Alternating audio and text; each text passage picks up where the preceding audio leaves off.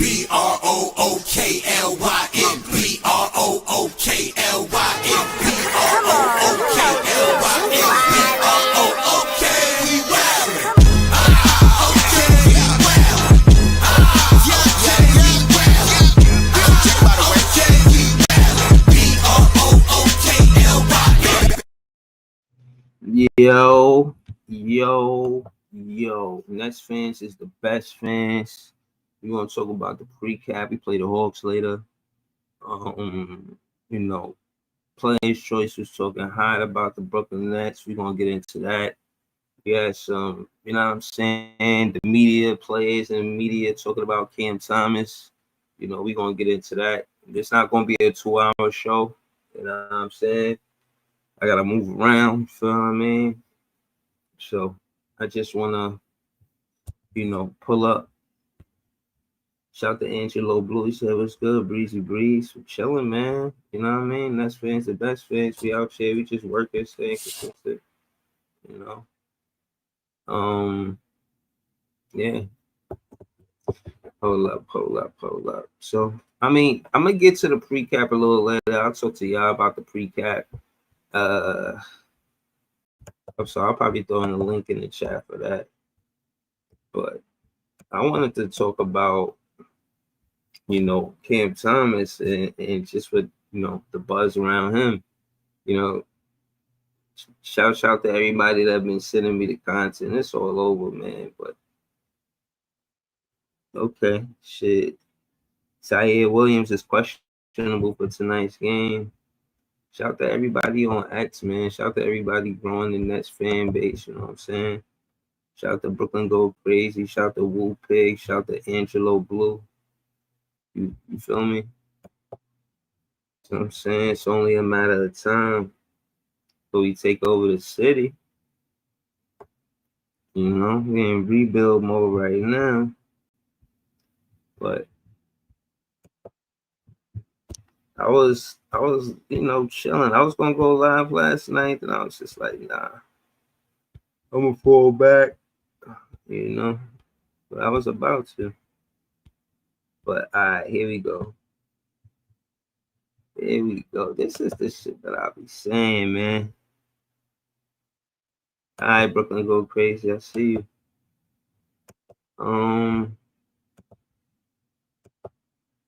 P Hood, what up? Yo, P Hood in the chat. All right, I gotta pull up for the early streams to see P Hood in the chat. P Hood, like, nigga, I gotta go to work, nigga. You playing around, nigga. You trying to go quick now. I'm saying I gotta wake up, nigga. I gotta be asleep, nigga. I'm gonna try to pull up with some early streams, man. The basket to keep his team in every night. He's going out to scoring 30 or more. And they're letting Cole go. Could you imagine if Cam Thomas is on the Bucks bench and they just had him to let, man, get out of here? This is what I'm saying. Cam Thomas should be making at the minimum, Cam Thomas should be making $20 million a year at the minimum. I agree with that. He's too good of a scorer, guys. Okay, this has gone too far. I watched that game last night and I felt bad. Every time he scored, I got angrier. I would be like, yo, this dude's hitting sidestep threes, baseline, behind the basket to keep his team in. Every night he's going out there scoring 30 or more, and they gave him like $6 million a year. It's a sham. It's a like the bad PR. People make the jokes like they made about Michael Porter. The difference is Michael Porter gets paid. He won a title though. But Michael was on the Nuggets and got a title. So that's my point. That's why I brought up Michael. If you put Cam Thomas on the Celtics right now instead of Anthony Simmons, you say, yeah, we need you to go score. His outlook would be completely different. He'd be out there scoring 30 for the Celtics, helping them win, and people would just be like, yo, this guy is he'd be making $30 million a year.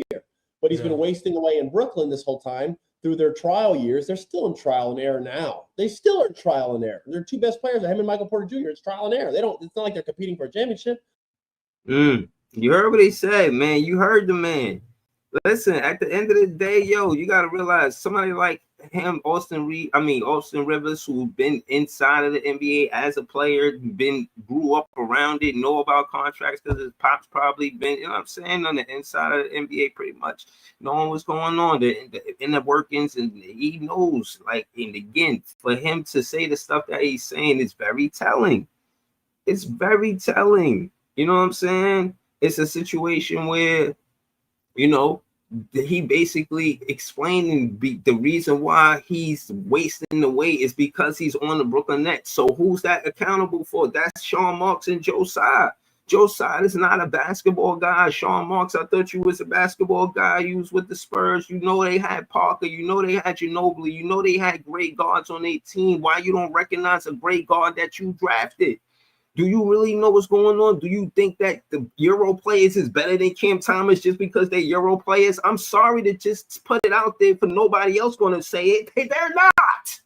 Just because they're Euro players don't mean they're more important than Cam Thomas. I'm sorry for all you tankers that feel like Euro players is better than Cam Thomas. They're not. I'm not pitting them against each other, but y'all overlooking his talent because y'all wanted to tank and y'all wanted the draft picks to be better than Cam Thomas to have a number one option. Y'all wanted it to be Cooper. Y'all wanted it to be y'all wanted it to be Ace. Y'all wanted it to be VJ.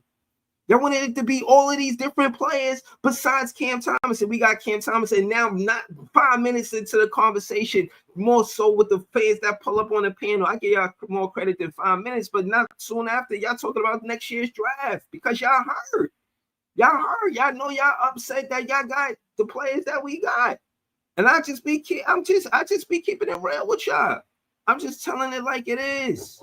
I'm just telling y'all what's the word, like what's going on, and y'all making it seem like I'm wrong for it. But no, big media won't say it for the most part. The small media, you know what I mean? The content creators is following the big media. Like nobody want to stand up and defend Cam Thomas.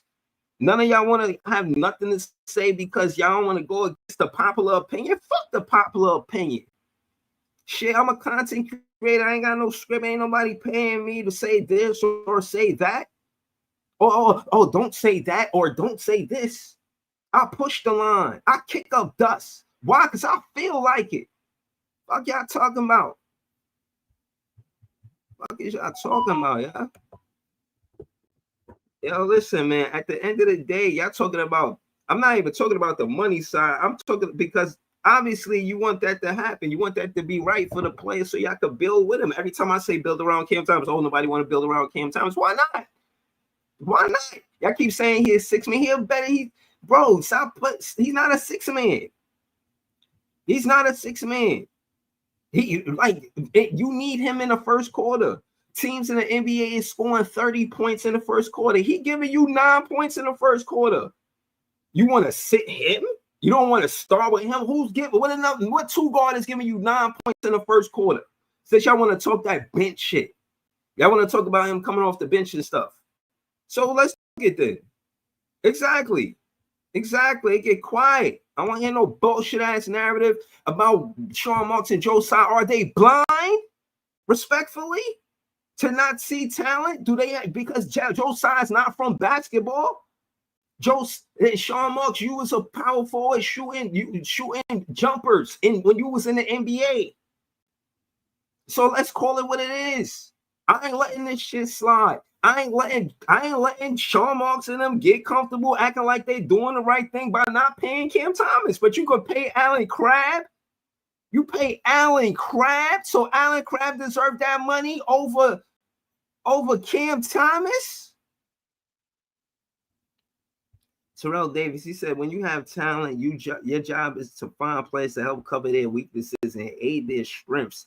If Cam score paired with playmakers, Cam has proven he's legit, but isn't covered positively. This shit is crazy, yo. They want to pay Allen Crabbe. You pay Allen Crabbe. Oh my God. I remember him. I wanted him to be good so bad because he had such a big contract. And I was just like, yo, he don't even know how he got that contract. You should see his face. He like, how the fuck I get this contract? But I ain't here for all of that. I ain't here for all of the jokes. I'm going to just get straight to the point. He paid for the book. Nah.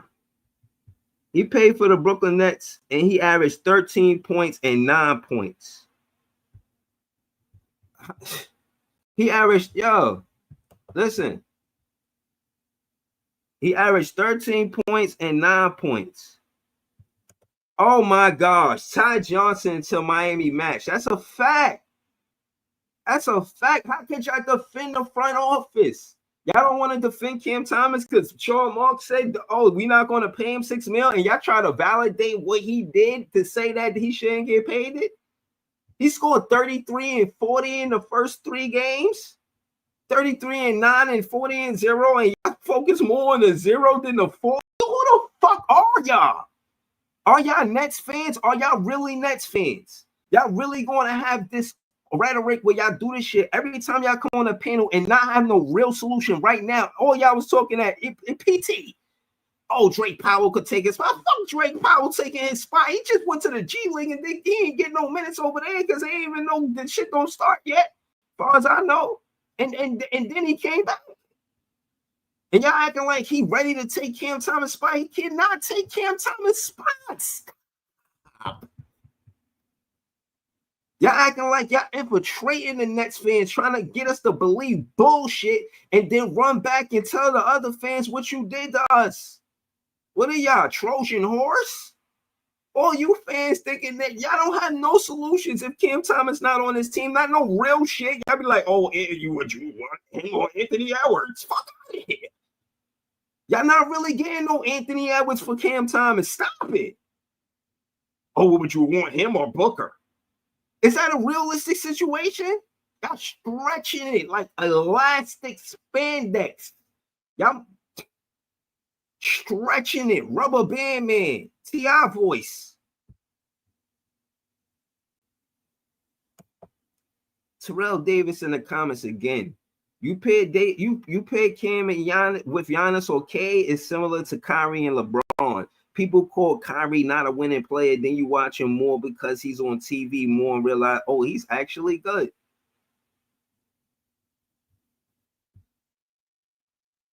Oh, and Leaf in the chat. Sorry, where's your loyalty? You switch sides. You flip flop. You calling people, trying to make it seem like you got all the answers. You don't.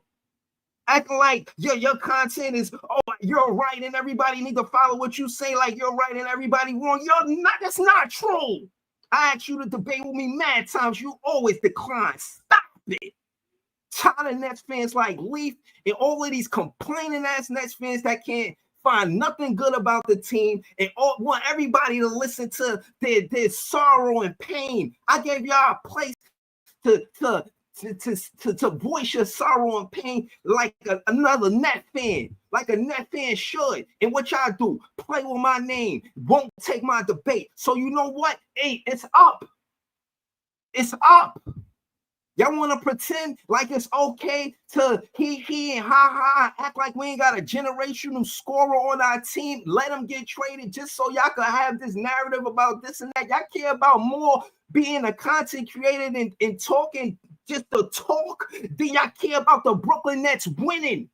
In y'all minds, some of y'all minds, I'm starting to think y'all don't never think the Brooklyn Nets gonna win. And how could y'all, I don't understand y'all. I don't understand y'all. I'm tired of y'all though. I'm tired of y'all thinking that it's all fun and jokes for a player like Cam Thomas not to be on this team. Do you see this team without Cam Thomas? Do you see what the NBA is made of with championship rosters? Do you see that it takes shot creators? Do you see them ignoring what the obvious is? Do you see that I'll debate Eric Slater? Do you see that I'll debate a player's choice? You see, I put them in the title. I will go at big media for the best of the Brooklyn Nets.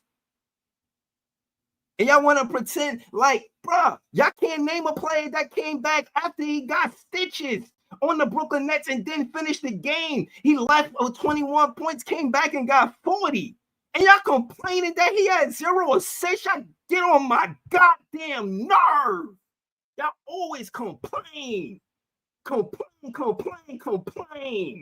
For what? Is that your entertaining content? Are you entertaining? Are you entertained? Chat. Y'all like that? Y'all like Nets fans being in pain and struggling and never finding a way, never having an answer, don't have nothing to hope for? Never won nothing good for the Brooklyn Nets? Huh? Y'all just want to chat and have your fucking soliloquies? Y'all get on my nerve. Y'all don't care about the Brooklyn Nets winning. Y'all care about chatting. I want to out-chat him. You want to, it's not a chat off. You want to do a soliloquy versus soliloquy? Who got the best sounding voice? What the fuck is wrong with y'all, man? Are y'all talking basketball or not? Do you want the Brooklyn Nets to win basketball games and be a good team or not? Y'all think I need to chill with y'all? Y'all think I'm here just to kick the Willy Bobo? Huh? I got nothing better else to do but complain to other men? No. As a fan, strategically, I'm saying what the big media won't say. I kick up dust. I push the line because they ain't going to do it. They ain't going to defend Brooklyn Nets. You think big media defend the Brooklyn Nets like the fans? Ain't no Brooklyn Nets fans. Ain't no big personalities with Brooklyn Nets fans. Ain't no Stephen A's. Ain't no none of them. None of them be repping Carmelo. I don't know why you got a podcast called 7 p.m. in Brooklyn. The Knicks ain't do shit for your career. They fucked up your whole career when you got here. All you did was not win. You didn't do what you did in Denver.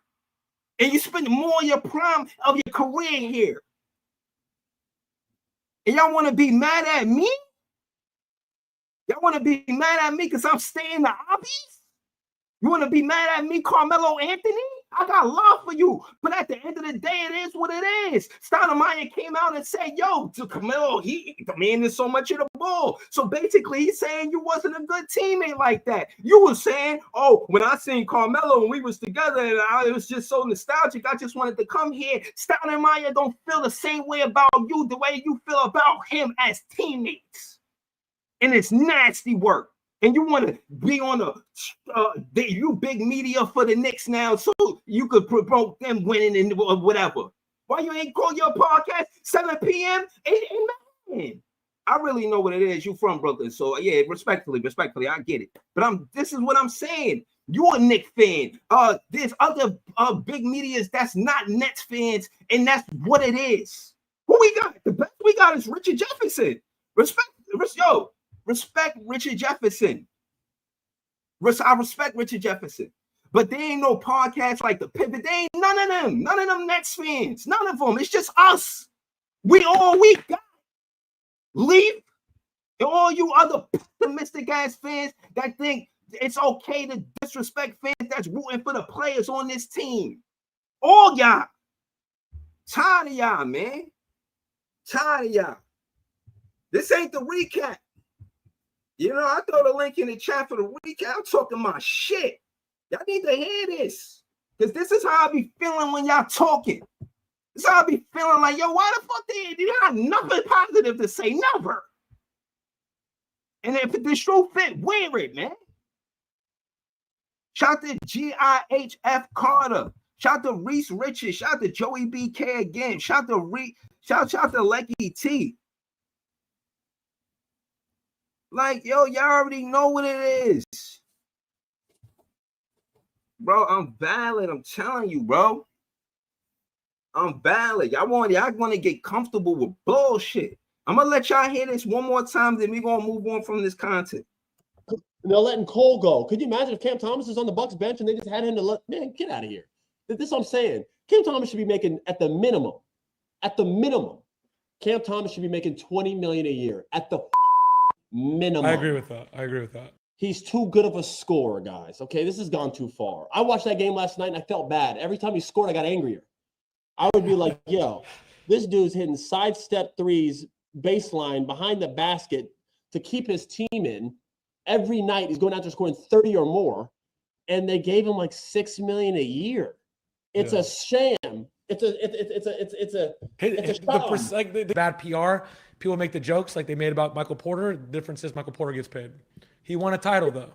But Michael was on the Nuggets and got a title. So that's my point. That's why I brought up Michael. If you put Cam Thomas on the Celtics right now instead of Anthony Simmons, you say, yeah, we need you to go score. His outlook would be completely different. He'd be out there scoring 30 for the Celtics, helping them win, and people would just be like, yo, this guy is he'd be making $30 million a year. but he's Yeah. been wasting away in Brooklyn this whole time through their trial years. They're still in trial and error now. They still are in trial and error. Their two best players are him and Michael Porter Jr. It's trial and error. It's not like they're competing for a championship. Y'all always acting like it's supposed to be the other way around. Why Cam Thomas couldn't be so happy with the 2 years, 15 mil? No, why the Brooklyn Nets can't be happy saying, damn, we got to play at the 27th pick. Look how great he playing. This is when the next time that's going is Danny Wolf going to be what Cam Thomas is as a scorer? Like, I know he bring different stuff, and I'm not pitting these players, but I'm saying it's rare to get players at the 27th. You focus on a lottery pick. Nobody tanks for a 27th pick, is my point. You tank it for a lottery pick. Let's call it what. Let's be real. Let's be real, right? Let's keep it real. But again, y'all, what are y'all gonna like? What now? This is an NBA player. Should I listen to him, an NBA player who's basically articulating what I said before he said this on the podcast? Should I listen to that and say, yeah, I was right the entire time? Or should I listen to the fans that's being pessimistic, talking about he should have just took this or took that? No, I'm not listening to y'all. I'm listening to an actual NBA player. The franchise need to listen to this. They need to listen to him. Yeah. Hey, Sean Marks, I'm not saying get fired. I'm saying you could have a different job. I heard you was you could be inside of the Brooklyn Nets. You could hire somebody to be the GM and still be with the Brooklyn Nets. That's what I'm saying. Yo, shout to Beeman Boy, man. I wanted to say thank you for the 5 memberships. You know what I'm saying? I actually went to your page. I was listening to your beats. I see you do beats and shit. Shout to you, man. Beeman Boy 81. He do beats, man. That's dope. Shout to you, bro. But yeah, man, Beeman Boy 81 left 5. He gifted 5 memberships. So I wanted to say thank you for that. And I gotta put you in the banner right here. So that way, I knew I meant to do something. I'm gonna do it right now.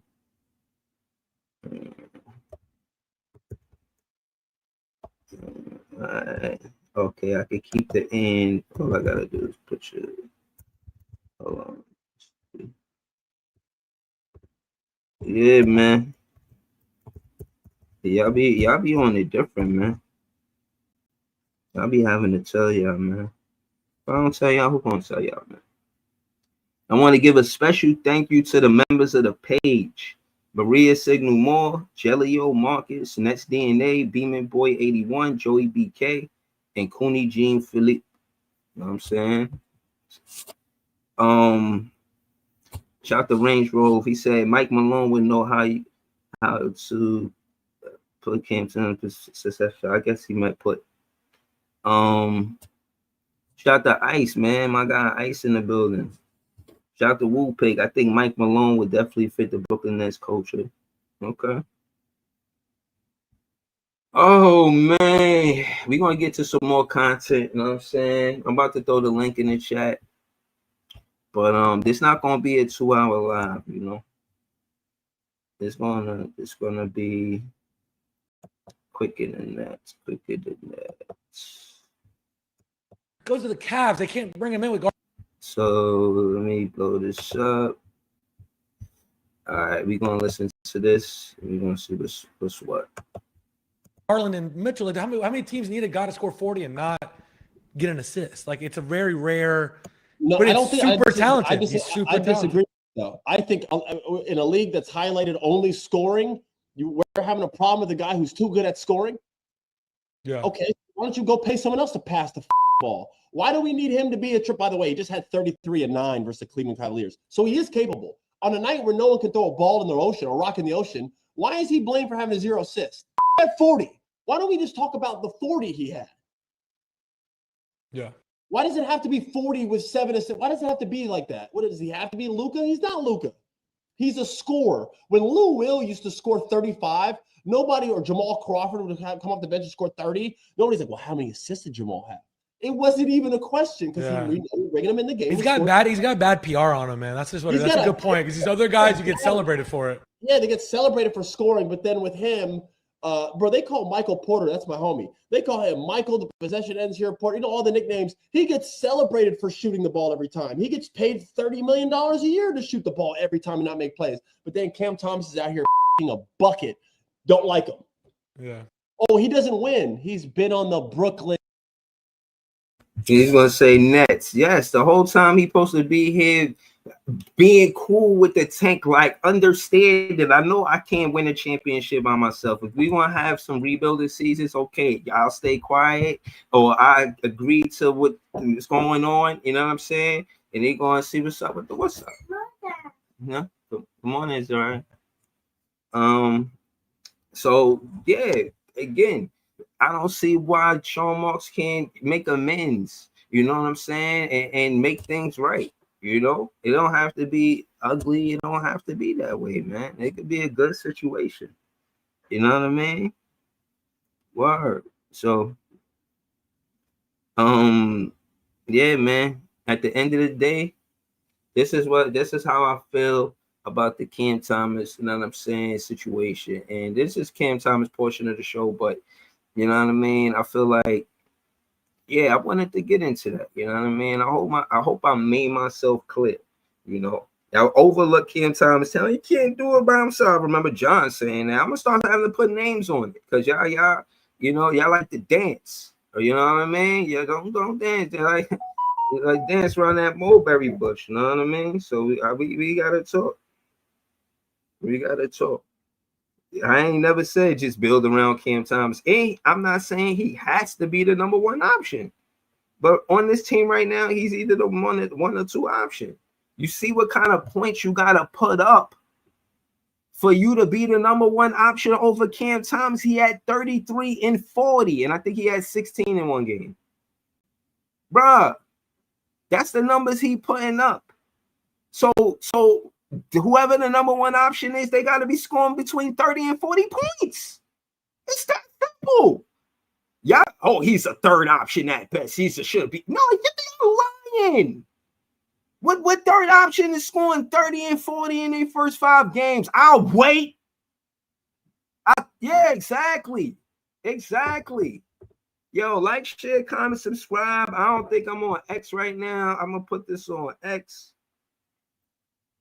I'll be talking to, I can't really say I'll be talking to them, anybody specifically on X. But y'all get my drift, man. You know what I'm saying? I get my drift. All right, we're going to get into some more content. Player's choice, they had something to say. I'm taking receipts, man. I'm writing it down. I see what y'all be saying. Times I'm not, on shit. Jack City, stop lying. He is not dropping 30 the way Cam Thomas is dropping 30. He's not. I'm talking about averaging 30, not or shy averaging 30, not what you talking about where he might get a 30-point game here and there. And when the last time, put the stat up there, Jack City, since you got so much to say. When the last time Mikal Bridges in a win had 30 points? Since you got so much to say. Okay, so yeah, you know what it is since you've been listening since then. Yo, Joey, man, I'm stir frying all of them, man. All of them, man. No rest for the weary, man. Range Rover moderator on this page. He said you get AJ next to MPJ and sign a real point guard who can distribute. Funny enough, I feel if you get Malone, he can turn Cam into the ideal point guard. That's what the chat's saying. Shout to Brockwork. Don't put in the colors up. White, black, white, black, black, white, black, white. Nets fans is the best fans. You heard me. Brockwork said definitely in the building tonight. Yo, I'm not gonna be able to go to the game, but because I gotta work. But I want to pull up, man. Let me get a picture, man. I want to take a picture with Brockwork. I could pull up and at least say what's up. You know what I'm saying? I can at least do that. You know what I'm saying? Oh, he say yeah for the precap. All right, I got you. We gonna get to it.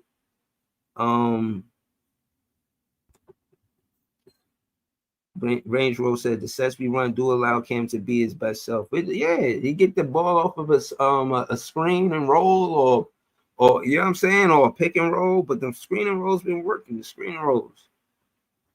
Like ET said, Cam Thomas just need to work on his defense. He should be fine. Defense is where the Nets lack at other than shooting. His defense been all right. I seen him make a play on the defense. He had a defensive highlight. You know what I'm saying? Yeah, he broke up a play off a rebound and it went our way. And then the ball swung and got the Nolan Traore. The Nolan Traore, passed it to Cam Thomas. Cam Thomas got to the paint, seeing KD there, went up his chest, got the N1. So, that was a good sequence. You know what I'm saying? Word. Yeah, yo, holla at me, man. Holla at me on Messenger or holla at me, you know what I'm saying? Just let me know. Let me know. Oh, he said, don't. Nah, dude, they as long as they ain't asking him to take 1,000 3-pointers, know what I mean? Let him pick the 3-point shots that or attempts that he want. Don't put him in a situation where, he's, you know what I'm saying, just taking a bunch of 3-pointers. Great guards, when you see the potential is them able to get to the rim. It's a skill to get to the rim. It's a skill. Of course, you can take the easiest shot, which is a 3-pointer. Defense ain't going to play you 35 feet away, 40 feet away. You can make that. God bless you. You know what I'm saying? But people don't defend that. I seen Cam Thomas they defended that. Quentin Grimes tried to defend Cam Thomas. Cam Thomas did knock that down, a sidestep 3 in Madison Square Garden. Yeah, that was beautiful. You remember that, Jack City? I know you remember that. But yeah, man, I said what I said, man. I said what I said. And I said all that to say that Cam Thomas should be taken seriously with whoever we draft next season. Cam Thomas and Cam Boozer. When we had Cam Thomas and Cam Johnson, it worked. So imagine Cam Thomas and Cam Boozer. I'm rooting for that. You know what I'm saying? I'm rooting for that. That's what I'm looking to happen. You know what I mean?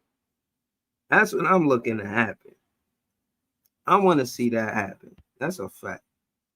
So, all right, y'all. Is y'all ready? Is y'all ready? You know what I'm saying? Is y'all ready? Yeah. Yes. All right. See, I'm about to be on dad duty, man. I'm gonna throw the link in the chat though, you know what I'm saying? So y'all can rock, you know what I mean? Just don't talk over each other, but I'm about to, you know what I mean? Go on dad duty. I ain't even really want to do the pre-cap. I just wanted to talk my shit. Word. Player's choice. I do want to do that. We're gonna get to all of the show. I'm gonna get stop. We're gonna finish the whole title before I end the show, but it's not gonna be a 2-hour show. You know what I'm saying? Shout to Notorious. Yo, what's goody, bro? What's good, Brody? I had to get that off my chest, man. Hey man, you was preaching this good Wednesday morning, man. You was preaching a sermon, man. I had to, man. It's long overdue, man. You know what I'm saying? Long overdue. But talk to me. I know you seen the content. I see you in the chat. What you think about what Austin Rivers said? I think he's 100% right. I mean, the narrative that that people are trying to spin on Cam Thomas is in the media and even some people in our fan base. I think it's pretty nasty, bro. Because I tell you what, if this dude was if this dude was playing for the team across the river, you know what? Everybody would be like, this dude is one of the most prolific scorers in the game. You know what I mean? Yeah. But now he's on Brooklyn and we struggling a little bit. So it doesn't help that we not winning. and we're Right. rebuilding. So even though he has all these good individual accomplishments, they're going to try to segue his performances and not resulting into wins, which is absolutely false because a guy kept saying on Twitter to me, "Oh, Cam is 2-8 when he scored on 40 balls." I was like, "Yeah, well, if you put him with a better and more competent roster, I bet you more of those 40 balls will result in W's." Like we got to tell the whole context of stuff. Like, bro, like he's not playing with like. Granted, I love my Brooklyn Nets, but he's not playing with like a average or above average roster. You know what I mean? And basketball is a team sport, my guy. Like it's not it's not an individual sport. Like you feel what I'm saying? So if he's out there scoring 40 and we not getting nothing from nobody else, more than likely, and we're turning the ball over and we're not rebounding, more than likely we're not going to win. You know what I mean? His Yeah, 40 I ball don't know is why not they the put it on one player. yeah, exactly. You can't put that all on him. And I think they do that to try to force this narrative that his scoring don't result in winning. And I think it's pretty nasty. And I think if you're a basketball fan that looks at the holistic view of the game and you pay attention to how the team plays and what the team has, you will understand that's false and it's not true. Right, that's all I'll be saying. Like they acting like you got if you rooting for your fan on a play on your team, you got to be doing all this extra shit. Like Yeah, for sure. Because a lot of Nets fans ain't satisfied. They not satisfied with what we got, bro. They always looking for the next big thing. They don't believe in anybody on this roster. You feel me? They want an Ant-Man. They want a John Morant. You know what I mean? They don't think Cam can be of that type of caliber player. So they're going to right, but continue to my look thing down is on him. even if he not like appreciate the player that he is, and then we got to build with what we got. Why keep being so upset about what we don't have? How's that helping us? Like I get Exactly. it, but Exactly. if I you're gonna totally have that, agree. make that just part of your solidarity, not the entire solidarity. Let's go to Yep. CJ and Ice. CJ, how you feel about it? Man, I mean, I ain't got no problem with keeping Cam. I don't think Cam the problem. Like I told Ice this on the screen, I don't think Cam the problem. I think the problem is you just need to get rid of Clax, bro. I think that's the problem, bro.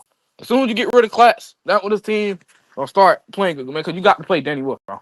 I feel like that's why I keep saying we don't need AJ the Bronson, Cam Booz, all them guys. You need a wing in the draft. You need a wing in the draft. You go ahead and give it Ice. That's all I really got to say. I ain't got too much to say about it. Shout out to CJ for joining the panel. Ice, talk to us. Ice, what you heard Austin Rivers? Did you hear the content? I see you pulled up kind of late. Yeah, I heard some of it. Yeah. You hear me? Oh, yeah. Yeah, no, What I you mean what you that's feel that's about it? that's the truth everyone's having. Now the talk is right. They trying to change what Cam is, right? Not being a six man to being one now like him, the way he scores, to see him as maybe an all-star or something, maybe a second guy on the team, you know what I mean? Number two or number three or number one. You know what I'm saying? They trying to change everything about Cam because he keep putting up these buckets and it keep coming out as a negative. How many times can the dude put up that many points and then be a negative saying that he can't do other things? And I had this talk yesterday with folks on TikTok. You look at the game with the 30 or the 40 points and say he didn't have no assists, but you don't watch no other games to see that he had 9 assists or 6 assists. You know what I'm saying? He's doing other things now, and they trying to keep that narrative that he don't pass the rock. It's time to acknowledge that the dude is doing things a little bit different this time around. And he's not, he's like I said, he's still in between the six man, but he's showing that he could be more than that. Facts. I think he more than a 6 man. We'll differ there. But shout to Ice. Subscribe to Ice on X, on TikTok, on YouTube. At a tip off of Brooklyn Nets podcast. We got This Is JTV on the panel. I don't know. I know Jay just pulled up. I don't know if you heard anything that I said. I went on a rant just for like 20 minutes or something, 18 minutes. Nah, I ain't hear none of it. I was in the park hooping just now. Crazy. This dude that I was hooping by myself, right? Dude walked by. He was like, "Yo, you can pass me the ball." You know, sometimes people just want to jump shot while they walking by. So I passed him the ball. He like, yeah. And then he passed it right back to me. I'm like, you ain't gonna take a shot or nothing? He's like, nah, I tore my Achilles on this same court right here. I just wanted to touch a basketball again.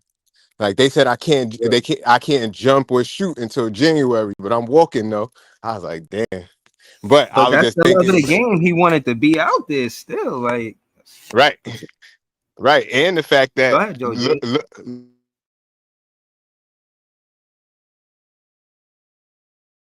Yo, y'all can hear Jay? No, I can't hear. Jay, you there? I could have swore I just heard Jay. Yeah, can y'all hear me? Yeah, I can hear you. I think Jay phone break up or something. I can hear you. Yo, Yeah, Ice. I can't hear him, Breeze. I can hear everybody else, but I can't hear Jay. I think he cut out. Okay. There you go, right there. yeah, Yeah, all right, there you go.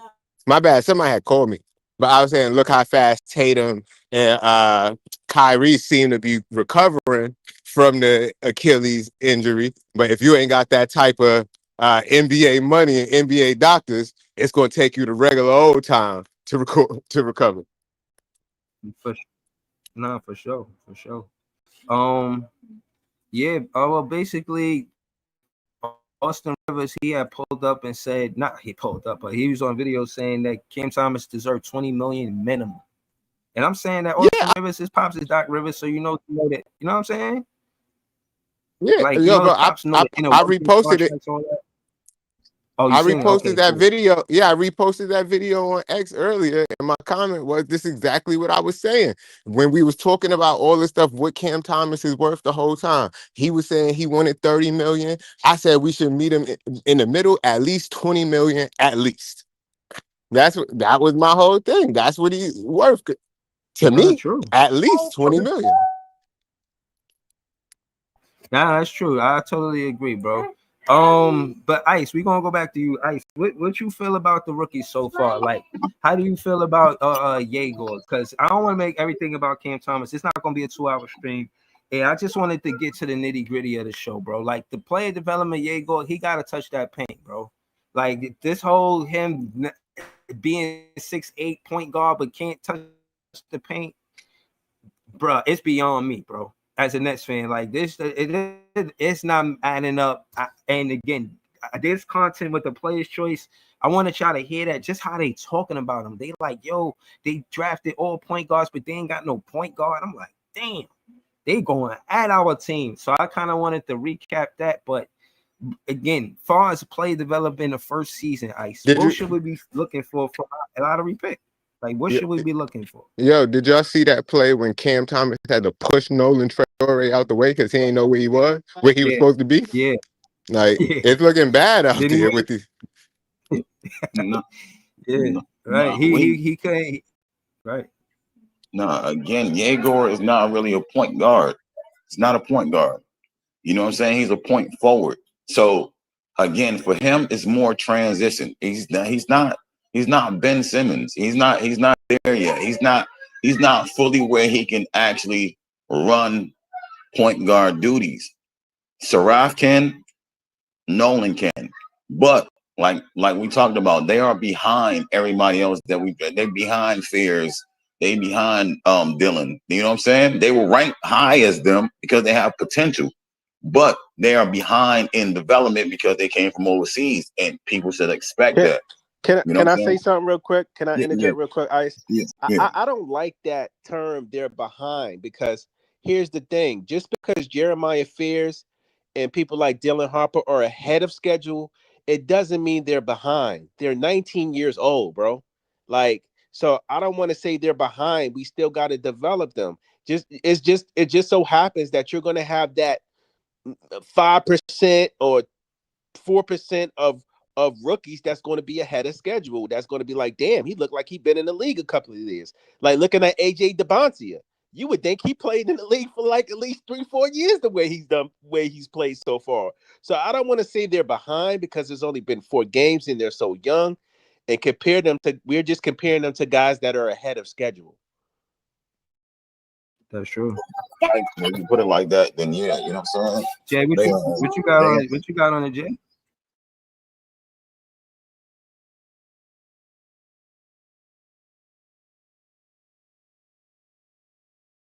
like they're good. Like it's only 4 games, so I'm not being extreme about anything. We gotta get a full sample size on whether they're good or bad based on that. So give them some time.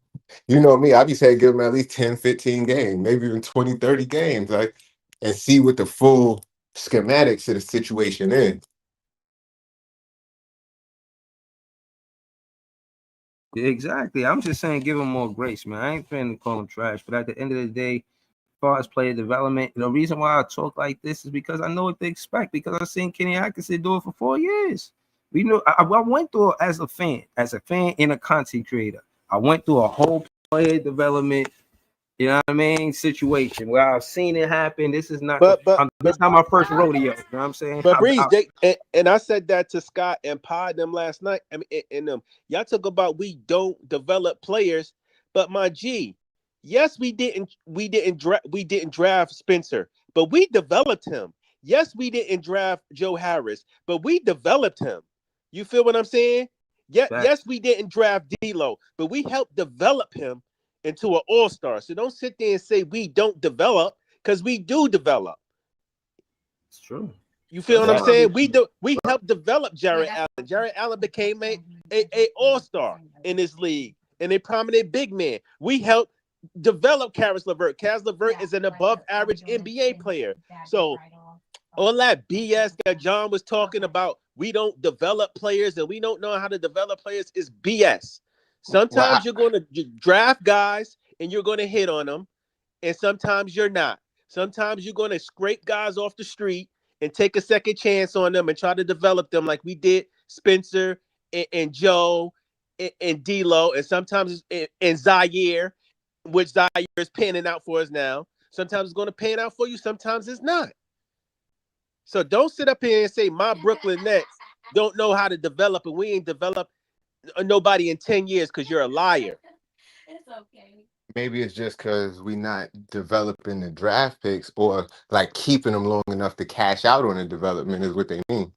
Yeah, but that's still that's moving the goalposts, because we drafted Allen, we drafted Karras, Mm-hmm. and Mm-hmm. then I said you can even say we helped develop Clax, even though he still needs a little bit more. But they like, nah, Clax, I can't give you Clax. I mean, Clax got 100 mil. Clax can still go out there and 5 or 6 teams and still want him, even though he Right. has his deficiencies. He's still a decent big man in this league. Hey, I agree with all that. I'm just trying to just give some perspective on what they might mean, but I agree with everything you say. Yeah, I understand it, and but that's what I'm saying. Is like, yo, okay, so they thing is, if we don't develop a star or somebody that's a super, like, yo, we drafted him and he became a star, then we're not developing. That's totally false. I Like, you're agree. not going to develop everybody. Everybody's not going to develop into a star, bro. And again, Exactly. hold on. Let me just say this last Well, thing. shit, I And we're think gonna I go to think Ice. Jaeger, out of all the players we got, I feel like Jaeger is the one that's most have to develop into a star because he was the highest draft pick. Like, 'cause That's Exactly. true. I think depending on how high your draft pick is if we should think you're going to be a star, and if you top 5 or top 10, it's higher expectations on those type of players.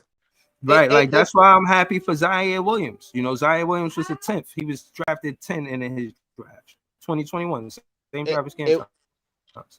Cam Thomas is the exception.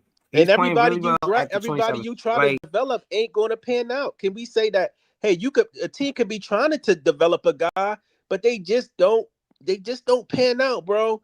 And then I get it. They bring up the Cam Thomas situation. Well, when Cam Thomas first came here, the Nets weren't trying to develop him, and they weren't putting anything into him. And I agree. What they did with Cam was whack. But I think that the organization was at a different time then. They were trying to win a championship. They weren't really concerned with Cam Thomas. We had the big three here. Not saying it was right, but that was their mind frame. Now it's like, yo, we're developing because these young guys is all we have. You see guys like Cam Thomas and Zaire and all these other guys getting second chances, and our rookies playing more, because that's where we're at right now with our organization.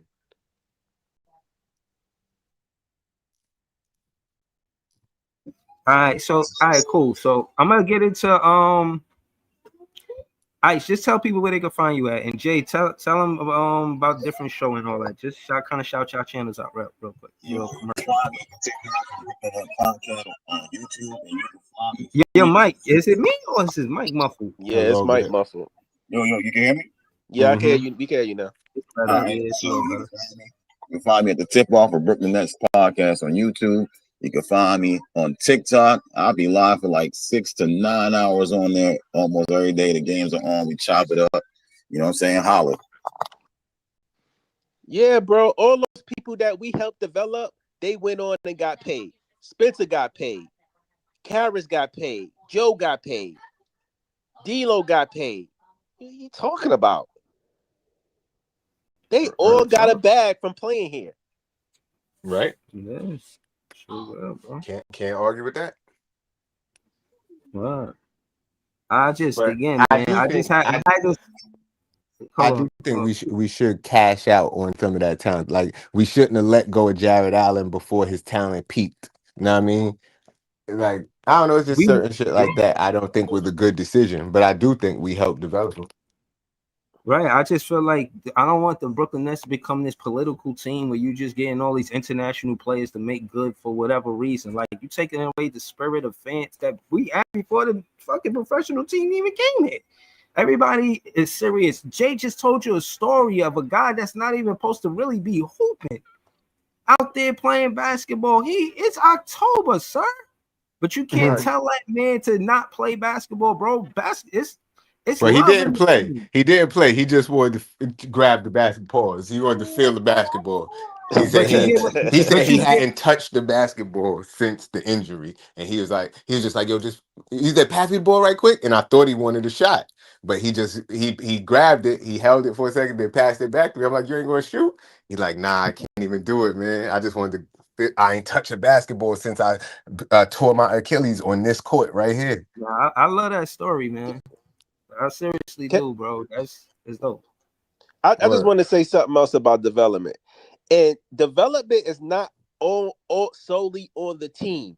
You as a player, bro, you got to be putting your own work in, bro. You can't. The team is not going to be there to spoon feed you and hold your hand all the time. You got to be in. You got to want to get better as a person and as a player. You got to put the work in the off season. You got to put the work in during the season. Like, it's not all on the team. It's on you as a player as well to put that work in and try to develop your game and your deficiencies in your game. Yeah, nah, facts. Anybody want to add or say something to what Joey just said? John just joined the panel. What up, John? Hey, Bruce. What are we talking about? I was talking about you earlier. Shit, I'm saying. I was talking about how I was talking about how, you know what I mean? I don't like how fans be overlooking Cam Thomas and acting like he's not important to the rebuild. And just like what Sean Marks is doing, don't make it valid. Like Sean Marks ain't this great basketball wizard for me not to question his decisions. And I'm saying that to say, like, overlooking Cam Thomas' talent to make it seem like the rebuild, he not integral into what we should do going forward as a basketball team is crazy work. And ain't nobody that could really replace him, bro. Like, y'all make it seem like it is, and he only could be a 6-man on other teams. But the logic not adding up for me, bro. I just don't see what y'all talking about, bro. I don't. Again, Breeze, this is not new news that Sean Marks is bad at his job. We've seen this for 10 years, and Cam Thomas is probably the best offensive player he's ever drafted, but he doesn't like the kid. No matter what Cam does, Cam could drop 60 in 10 straight games. You know what Sean Marks is going to do? He's going to say, oh, that was good. Wasn't expecting Cam to do all that, but it was much appreciated. Like, this is what Marks has done, and this is why a deal should have been done, at least if it was a short 2-year contract, because Cam Thomas has already overshadowed the 5 guys that Sean and Joe are banking on to eventually help get us a title, because they drafted guys that do things Cam can't do: playmaking, the defense, some athletic ability. But the problem is, you look at this whole roster, we're missing a lot of athletic ability, we're missing a lot of defense, and we're missing a lot of offense. So this is why the drafting 5 playmaker strategy, it really hurt this team, as far as if you drafted certain guys like a wing, a center, one guard, maybe you'd have more of like a chance to fight for something. Whereas now we're just getting our butts kicked a lot of the time. And if Cam Thomas is off this team, we have no offensive identity whatsoever, and that's because we're trying to get a top pick. But I agree with you, Bree. Sean Marks is But just no, bad but at what what I'm he saying, does. but see, this is why I differ. Like, we can still get the top pick with Cam Thomas on his team. Trying to make it seem like, okay, we get this play. Like, a lot of fans feel like we missed in this draft. That's what I was saying too. A lot of fans feel like we missed. A lot of fans was mad. PT John, that I could recently, like, I remember and think of. PT wanted us to get a top 3 pick, said we missed it because we won 2 games or something. I'm just saying, bro, like, Yegor could turn out good, and I seen him get his first basket from a Cam Thomas assist. That don't mean nothing to y'all. Like, you feel what I'm saying? Like, Cam Thomas should be Nah, not included really. into what we built to the roster going forward. Not just, okay, we got these plays, now we don't need him. Like, I don't, that part I can never get. The problem is Cam Thomas is playing his own style, which is great for the offensive side, but the system Jordy wants to run, if Cam didn't take matters into his own hand against the Spurs, Breeze, on Sunday, we would have gotten trounced by like 50, 40 points. Like, at the end of the day, not drafting a wing player in this past draft or trying to get another big of the future, like, we're stuck with Claxton at the moment, and Jordy said, what, this was a career year for Claxton? We haven't seen much different what we saw last year, so our center position is really bad right now. Our front court position is super bad. And Noah Clowney, a guy that's supposed to be the development key of what we're trying to build, the guy has 0 shots blocked in 4 games so far. Like, this is the problem. Right, but no, but look, but this is what I'm saying. As far as lottery, and you see me pull up this stat when I Googled it, right? You see, they say as far as expectations, what you get in the later the first round, and that's what Clowney was, and he was in late in the first round. So I think fans like me, because he has the opportunity, we want to see him succeed. But the truth is, he might not. And at the end of the day, if he don't, I want Cam Boozer. You know what I'm saying? Noah Clowney don't work out, get Cam Boozer. That's how. Bambuza, Nate Amont, AJ, get me either one of those wings, because all of them right now are doing way more than this guy can do, and they're all in way better game shape, and they're younger. Like, the problem is, like, development is supposed to matter somewhat this year, even though we're trying to lose a lot of games. But to see Noah Clowney just be a background character, like, this is where the development thing that Sean and Joe claim to be so good at, you don't see it. Like, you got to see some investment in the guys you still have on this team that are young, but you're not seeing it. And this is why they have them on short-term deals, because they always try to flip them or let them go when bigger talent become available, or they somehow get lucky. Like, this is the problem for the last 10 years. We've not had a single homegrown prospect to put themselves in a single conversation for accolade awards. And it's very bad if you're trying to do this the right way. Like, we've always been known for going after the big stars, but getting 0 results at the same time. So something has to change this year. And I hope we could see some more development from the Flatbush Five. Maybe Surratt fits a few more threes. Maybe Yegor can dribble a basketball. Like, it's those little victories we have to look for right now. But the Cam Thomas situation, again, they have till next summer to maybe try to salvage this relationship. But the problem is they already did so much damage. Like they should not have done this, because now Cam is overshadowing these guys. And Sean Marks is still probably looking to move him. Like, it's a mess on top of a mess, trying to figure out a mess. Like, what I'm saying is, as a general manager, my thing is, if you want to build a rapport with the players in the league, for one, you got to be honest and say whatever happened with the rapport with Harden, Kyrie, and KD, that big 3, and it not working, it made the Brooklyn Nets look away. You got now you're in a situation where, adding to that, you pay Alec Crabbe, you pay Jared Allen, you pay Cam Johnson, you pay Nick Claxton, you pay all of these different players. But when it comes down to Cam Thomas, it's like you prioritizing rookies from the Euro League, from the Euros. That's not even better than Cam Thomas, more than Cam Thomas.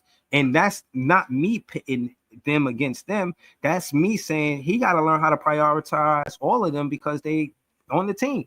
Now I'm gonna read this, and then we're gonna get you got the fans to react to it.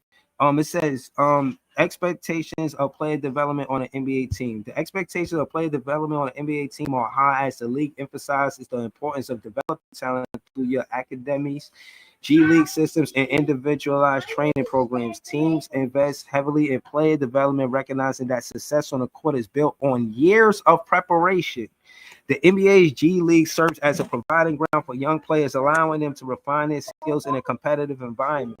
Player development departments focus on specialized areas such as shooting, defense, ball handling, and strength conditioning, creating well-rounded players who can contribute immediately upon entering the NBA or provide depth over time. Ultimately, the emphasis on player development is transforming how NBA teams approach team building, allowing them to develop stars from the ground up while creating more competitive balance in the league. You feel what I'm saying? So this is what they saying about player development. This is their own words. You feel what I'm saying? So, you know, all right, we're gonna go to, of course, we gotta go to Ice on this, man. Ice, talk to us, and we're gonna go around the pen. Yeah, no, I already, you know what I feel about the G. Yeah, Ice. Yep, you can hear me? Yeah, Y'all it's can hear better me? now. Yeah, it's better now. All right. Y'all know what I say about the G. How I feel about the G is a good thing. It's a good place. People still look at it as a negative. It's not a negative. Like I say for Trayor, if he went down there and ran that team and took some time to figure out how to slow down, how to do certain things, you know what I'm saying? It would be better for his because he's not getting a lot of playing time right now. So if he went down there and got lots of playing time, it would help him to adjust quicker, you know what I'm saying, than just playing up there and then getting like 8 minutes or 7 minutes, just like Cam did in his first couple of years. I know like Pa said, we ain't got, you know what I'm saying, superstars on the team or nothing, but if you put him down there and give him the reins to run the team, it makes a big difference in development. You know what I'm saying? It speeds up his timeline. So like Joey said, he don't like using being behind, but it would help him speed up. It would help his growth quicker than just sitting him on the bench and having him play 7 minutes. You know what I mean? That goes for anybody that's Man, they should have put Nolan in the G League instead of Danny Wolf. They should well, have They got should be Danny playing Wolf out. all of them right now, Jay. They should all get playing time. The fact that you're seeing They are getting Seraphic all playing these time in the minutes G is League. asinine They right getting now. playing time in the G. That's Nah, where they ice, getting ice, playing time. ice. They should all get playing time. There's no excuses. These guys should not get they minutes over shouldn't. Martin and all these other vets. No They excuses. should. No, there's They plenty of shouldn't. excuses. They Plenty not. of They shouldn't. Because here's the That's thing, right? funny. That's funny. Here's how y'all don't look at the situation. If Danny goes down there and Danny's the center, Drake is the three and Nolan is the two. They are playing together. They building chemistry on the floor. They get all the minutes they need. They get all the touches they need. When they come up here on this floor, they don't get all that. That's what made Clowney and Jalen Wilson come back to the NBA quicker because they got all the touches. Just because we don't have stars don't mean they should play immediately. If they need to catch up or to find whatever they need to find, confidence or whatever, the G League is the place to do that. And when they come up stairs to the NBA, they will fit right in easier. It will make it. Jalen Wilson and Clowney came up when everybody got excited when Clowney came from the G League and was blocking shots for Claxton. I don't see why y'all forget about that. That was a positive. He came out the G and looked better. Why can't they come out the G and look better? Don't forget about that. Ice, you're right. If Clowney doesn't start showing me some stuff, he might have to go back to G League again just so he could show me something again because this is unacceptable. 0 block shots tonight. You want to talk about West to step up tonight against the Hawks? No, Clowney, man. He's got to show me 5 rebounds, 10 points, and just show me 2 or 3 block shots. Like, this guy cannot just be giving me 2, 2, and 2. Like, you talk about development, Ice. This guy right now should be the guy taking those steps, and we're seeing nothing for it right now. And I agree that Wolf and some of his other guys will get playing time in the G League this year, but the best minutes are when you're playing in the pros right now. And we have a roster that is so unbalanced from top to bottom. It should be about these young guys getting minutes, especially Powell and Wolf, who we believe have a lot of upside on this team. But we can't play them because we have vets on this team that aren't going to be here next year. This is the same crap we went through last year. Only difference is we're in a better position to get a lot of a franchise prospect than we were last year. But we're still making the same mistakes with who we're playing.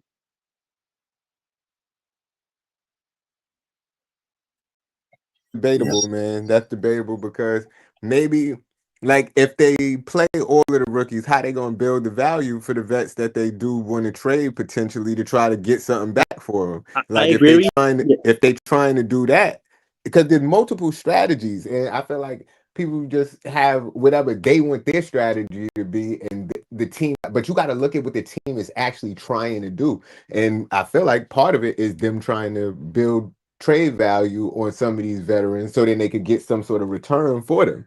No, you're not wrong, Jay, whatsoever. It's just you're looking at the vets' values on our team. They're really bad right now. Nobody wants MPJ's $39 million. Claxton, he's getting outbeat by Dayron, and who's playing backup minutes.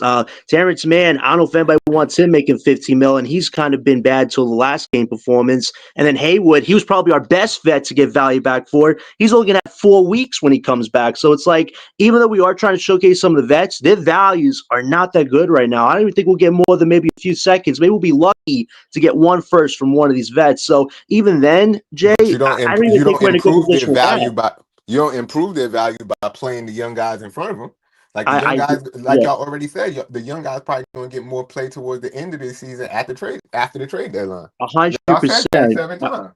Yeah, 100%. It's just right now, I don't even know if playing all these vets right now is being the smartest strategy because it's not showing with the small results. So I don't even know if that's a good thing at all. But I agree, the young guys will get minutes at the end of the year. But some of these vets, I feel like this organization put us in an even worse position than we are trying to get our top pick, because that's probably the best thing we got going for us. But the vets' values right now, I don't see them getting better unless there's a change in this next month, November, where they're just having good results, even though we're not winning a lot. But we'll Yo, see. Javon Ship, I feel what you're saying. How many more picks do we need? We got 5 picks playing right now, but I'm just saying, like, for the strategy of what it seemed like they trying to do, it's like, even though you got money, don't you want to get more money? Like, you got money in your Exactly. bank account. Why you need new Those money? are assets at Like, the end of the you day. gotta build assets. Well, what do you think the best return we could get for one of these vets right now? Who do you think's got the best value right now to get something back right now for what you've seen, Jay? Because it's I, tough for me I right now. think I think they gotta play to improve the value. So even if the value is stinks right now, that's Mhm. why they're trying to let them play. They gotta go out there and get in some type of groove or something like that to try to improve the value, because burying them on the bench is gonna make the value worse.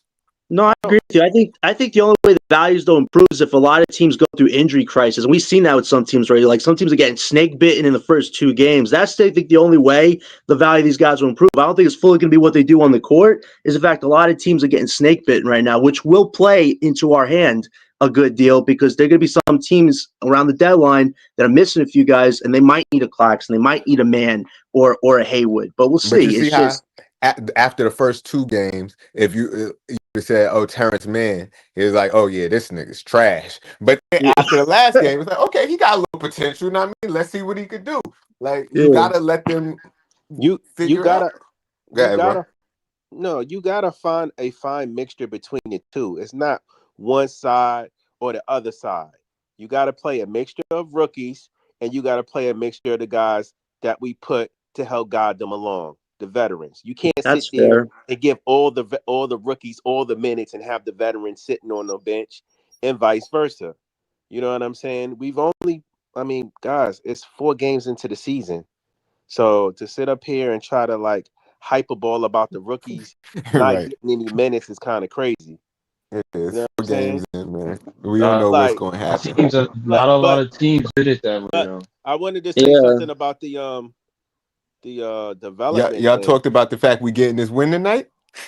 Who Nah, we We get playing? The Hawks? Playing the the Hawks, right? Hawks. Yeah, we Oh, hugging that the should be Hawks. interesting. yeah. We getting this win tonight, man. We got a Cam and hundred Trey percent. duel. We got a Cam and Trey duel. Yeah, because here's the thing, like But people talked about oh, we don't need Cam Thomas on this team, scared that Cam Thomas is going to mess up the tank. I always said, listen, Cam Thomas is not going to mess up this tank. This team is too young. They're too inexperienced. They don't have enough firepower. As you can see, Cam Thomas can go out there and score 40 and 50 balls, and we still have a good chance of losing. That's been on full display. Yo, You know what I'm I saw. saying? I So posted a with that being video. said, Yeah, you want to sit there and you want to play all the rookies, right? And you said it earlier, John, if we wouldn't have played Cam, we would have got to beat by 40, 50 points. And I believe if we didn't have Cam and MPJ getting minutes, that would be about the story of every game. Like Jay Yep. said, and I agree with him on this. Yes, you want to play the rookies, but you don't want to sit there and have them getting their ass whipped by 40, 50 fucking points every night and not help being guided along in the NBA. So yes, you have to right. Shit find like a that'll make fine them feel like they not even an NBA player. you have to that's find not a that's 50-50. you have That's you have to 50-50. find a fine balance in between making sure that you get these young guys minutes, but also implement the veterans so they can help guide them along. It's no No, one or the other. No, Joe, you're totally 100% right. It's just get him any minutes you can. When I saw Nolan that other game against the Spurs just sitting on the bench cheering his team on, I felt deflated. It's like, get the guy 5 or 10 minutes. It doesn't have to be 20 minutes whatsoever. As long as you're getting them 5 or 10 minutes here or there so they can get a little experience under their belt, it's never a bad thing, Joey. That's my only thing with Jordy. I know Jordy wants to win. We all see this. Jordy even yelled at the guys, I can't teach you guys how to play defense. Like, I get he wants to win, but he needs to trust those young guys. Like, I understand you want to win, Jordy. It will happen, but just not this year. The vets playing ain't the problem. The problem is these are kids that if you're for Sean Marks that you drafted that you're possibly looking at on this team a few years from now. Possibly some of these kids may be on the championship roster. Who knows? Yep. What I respect about OKC was when they traded Chris Paul, they let the kids play. There was barely any vet on that team. It was a bunch of young guys with Lou Dort. They didn't even have Giddey yet. Josh Giddey wasn't even nowhere on that team. They let Shea play. They let all these dudes play because they needed to find out who the hell do we have on this team that is going to lead us to the promised land. Is it Shea? I don't know, but let's find out. No, but You have to be able to Hold on. Let me say play. this real quick. That's a fair point. But I agree with Ice. We got to stop trying to make the G League look like a bad thing. We have seen guys like Scoop Henderson get picked third and start off in the NBA, and they sent his ass to the G League. So it's I don't not think a the G bad. League is a bad thing. You Like said it's a bad thing.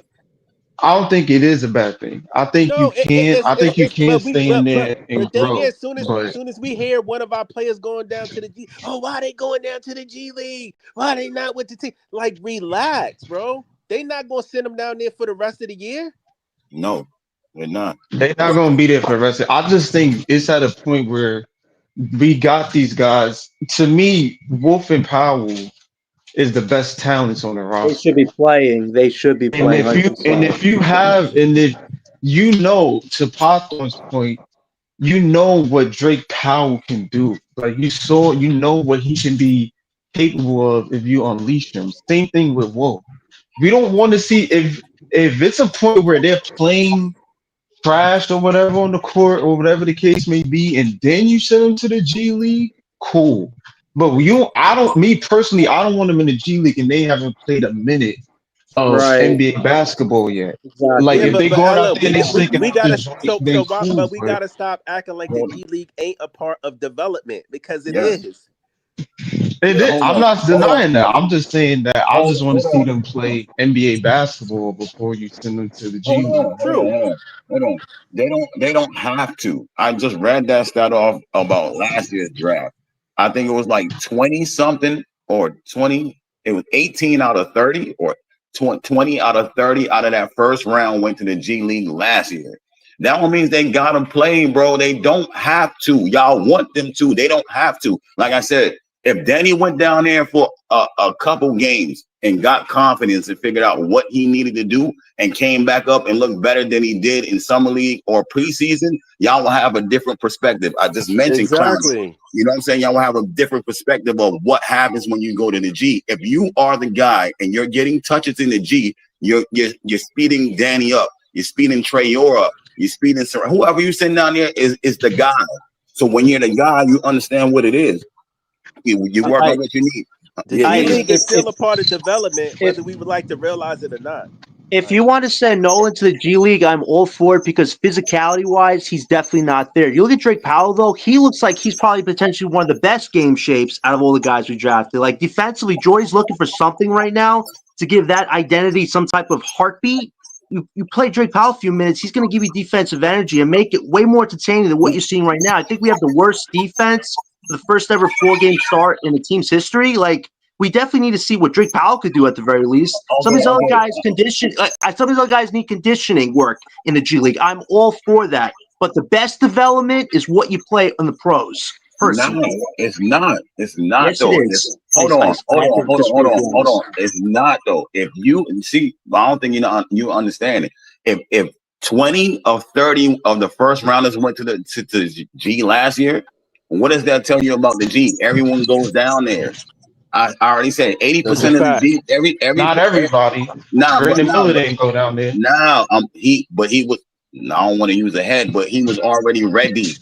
These guys are not ready. And to your point about SGA, right? SGA was already playing, and he was already ahead. I don't want to use the head because Joey said don't use the head, but he was already advanced from everybody else, and they had veterans on that team because I look, they had vets Oh on the no, team. he was ahead. Yeah, so But there's not the so fact that he was a. I agree. It's not the fact that he was ahead, but at the same time, he wasn't the SGA now. Like in terms of him using his strength to back off other guards when he goes to the Hmm. step back, that wasn't necessarily. He had to find out, yo, I have to get stronger. I'm going up against these guards. I have to find out and get thrown in the fire of, yo, what can I Well, do at but this point? Oh, I can can we create separation, create that shoulder bump in the mid range that he do. can, can, can we He was can learning that in real life games. Like it wasn't now, during the G League where he hold was on, learning let it. me just say this after Elephant. Can we normalize that everybody doesn't have the same path and road to get where they need to get? Like, yes, the G may not have helped some players, but it might have helped others. Like, yes, somebody like Shot, it might not have helped. You know what I mean? But that's what I'm But saying. but Everybody in the league got their own progression rate. It's yeah, not. It's not. It's not everybody linear. got their own journey. That's my point. You know what I As mean? I'm saying, some players come in the league, they ready off rip. That's what Exactly. you see it with the first picks, sometimes the second pick, sometimes the third picks, sometimes the lottery picks. They come into the league, they don't need the G League. We ready already. With Diego Exactly. and these guys, you already knew from the jump this shit was gonna take time. That's a They fact. wasn't gonna come in here already putting up 20 points per game. Exactly, LM. But here's my Like it thing was though. never gonna be The that. guy, but here's my thing. We didn't even send what we sent Drake Powell and Danny Wolf to the G for like a day and a half, a day. Like I don't understand the like crash out they about that. they I wasn't they tripping off them going to the they G they League. only did that because they were coming off an injury, and I think they just want them to get some touches until they brought them back with the team. But yet Nets world was all in a panic, like they was gonna be down in the G into the All-Star break. right? That's That would have been a horrible Yeah, that was scenario. I wasn't tripping. I don't know why they was Nets fans was tripping off that. I wasn't Nets. I understood the decision. Like, of course, you want them to maybe not get used to the NBA as of yet, but they coming back from injury. Like, if you want to slow ramp them up, I mean, this is my God. It's October, man. These niggas wasn't gonna be in there till Bro, February. Like, they played you know what they literally did in the G League? They practiced with the G League, then came back with the team. That's what they literally did. yeah. And it Not did a whole lot Clowney of some work. good. I mean, Yeah. even though he looked like a shell of himself, but last year it did Clowney good. He came back. He looked like a different version Yeah, of and look himself at at the Clowney time. now, LM. Like we've seen Clowney in G League. We've seen him have the bubble wrap on. Now the bubble wrap's off, and this is what he's giving us. Like I understand G League development's what ICE says is crucial. It's like the best type of real practice you can get before the stakes are super high. But you can never take away the minutes in the pros, whether they're good or bad to start out a career. It helps you get better as a player, and we John, I cannot Then agree with again, it's still I early. agree It's with still that. early. It's I still agree. early. It's only Yeah, October. Like I it's agree still with early. that. But can we also understand that? Listen, you can send a guy to the league and then send him to the G League and put into him, and they still don't pan out. Some niggas just don't got it.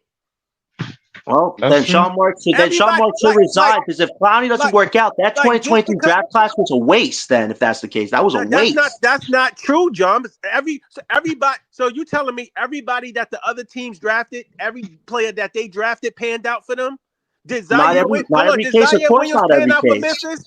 Did Zaire Williams pan out for Memphis? No, No, no. but he came to All us right and Kobe, then. we built his value. Kobe Buffkin didn't work Yeah, out for Atlanta either. Joey, I understand the point you're making. It does work out for every team, but for us in particular, our record is so bad on the resume stat that nobody can deny that development hasn't been our main cog, like Leaf was saying. And I want it to be, Joey. I want development to be a huge part of what That's we not do because true, John. that's Brooklyn. And It that's is not true. true. That's not true. And you're saying that because the guys that we've drafted or gotten, we haven't turned into superstars or stars. That's not We true. haven't invested in Hold them, on. is what I'm We've saying. We haven't developed. invested in them. Hold up. You can see that Day Day is coming along. He's getting developed. I'm gonna take it Still all the got way foul back trouble, to the but Kenny days. Hold on. We didn't draft Spencer, but we helped develop him and turn him into the player he was to help get paid. We drafted Karras and made him an above average NBA player. We drafted Jarrett Allen and made him into an all-star big man. So don't sit here and and they're say, off the team. no. Don't sit And here and they're off say the that we team. don't know how to develop. We We don't know scraped how Joe to Harris off the invest. street and turned him into one of the best three-point shooters in the league. He did that as a Brooklyn Net.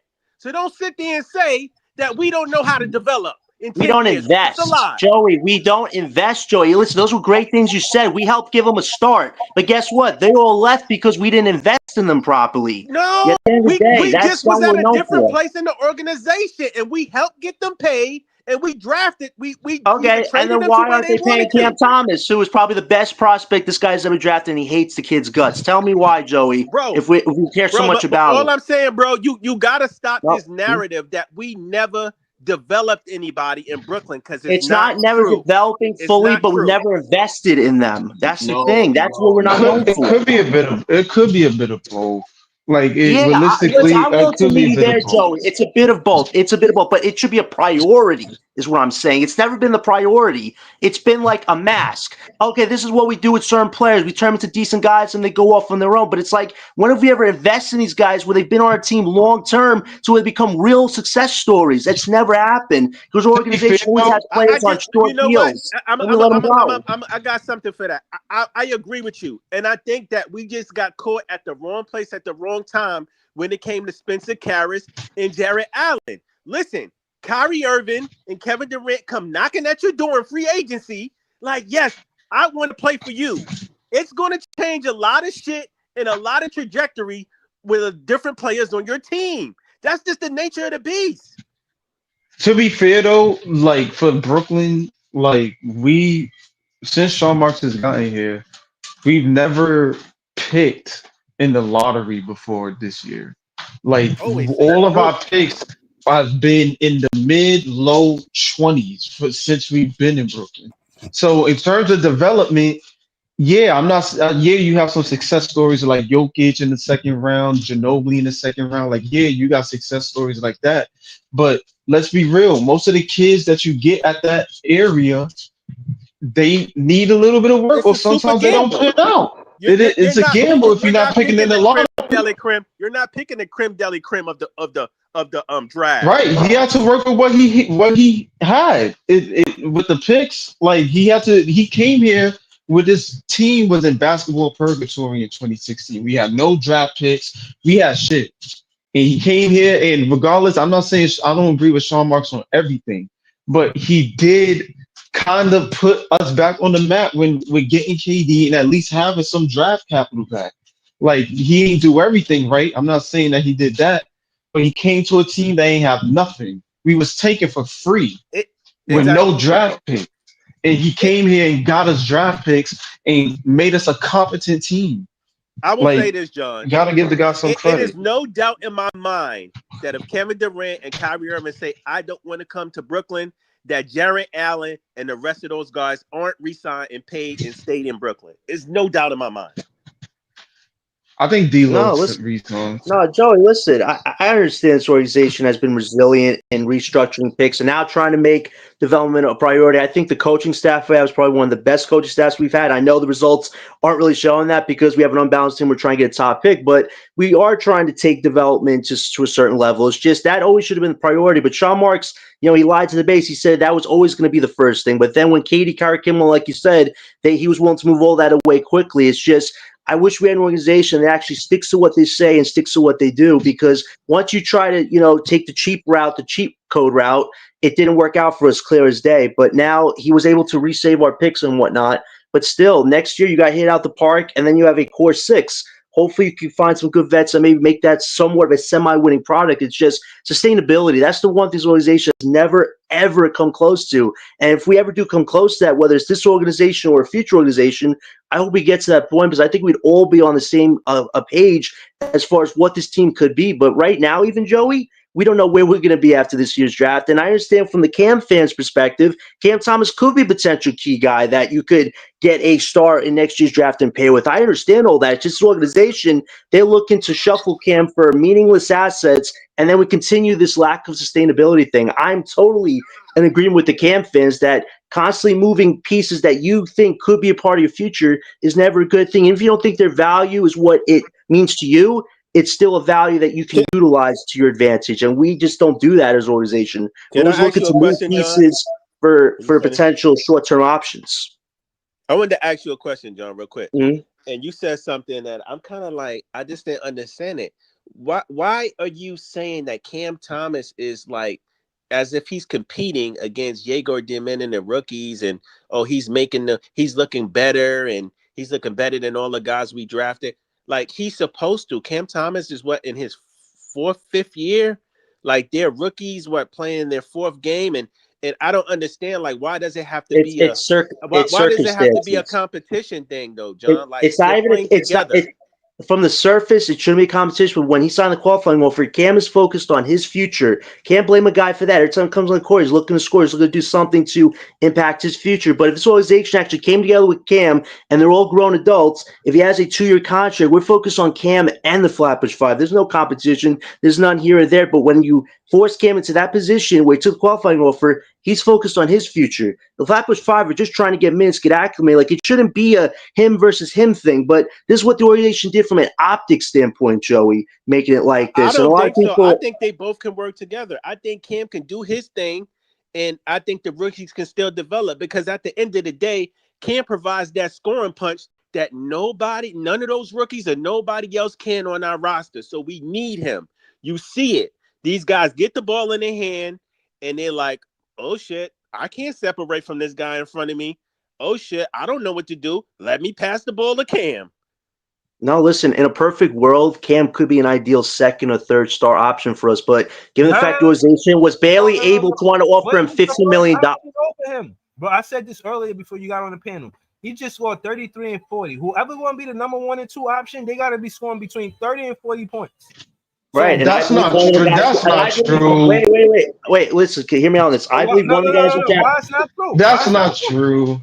Why that's Because not true? the fact of the matter is, first off, if AJ DeBonsa come here, Cam not getting more shots than him.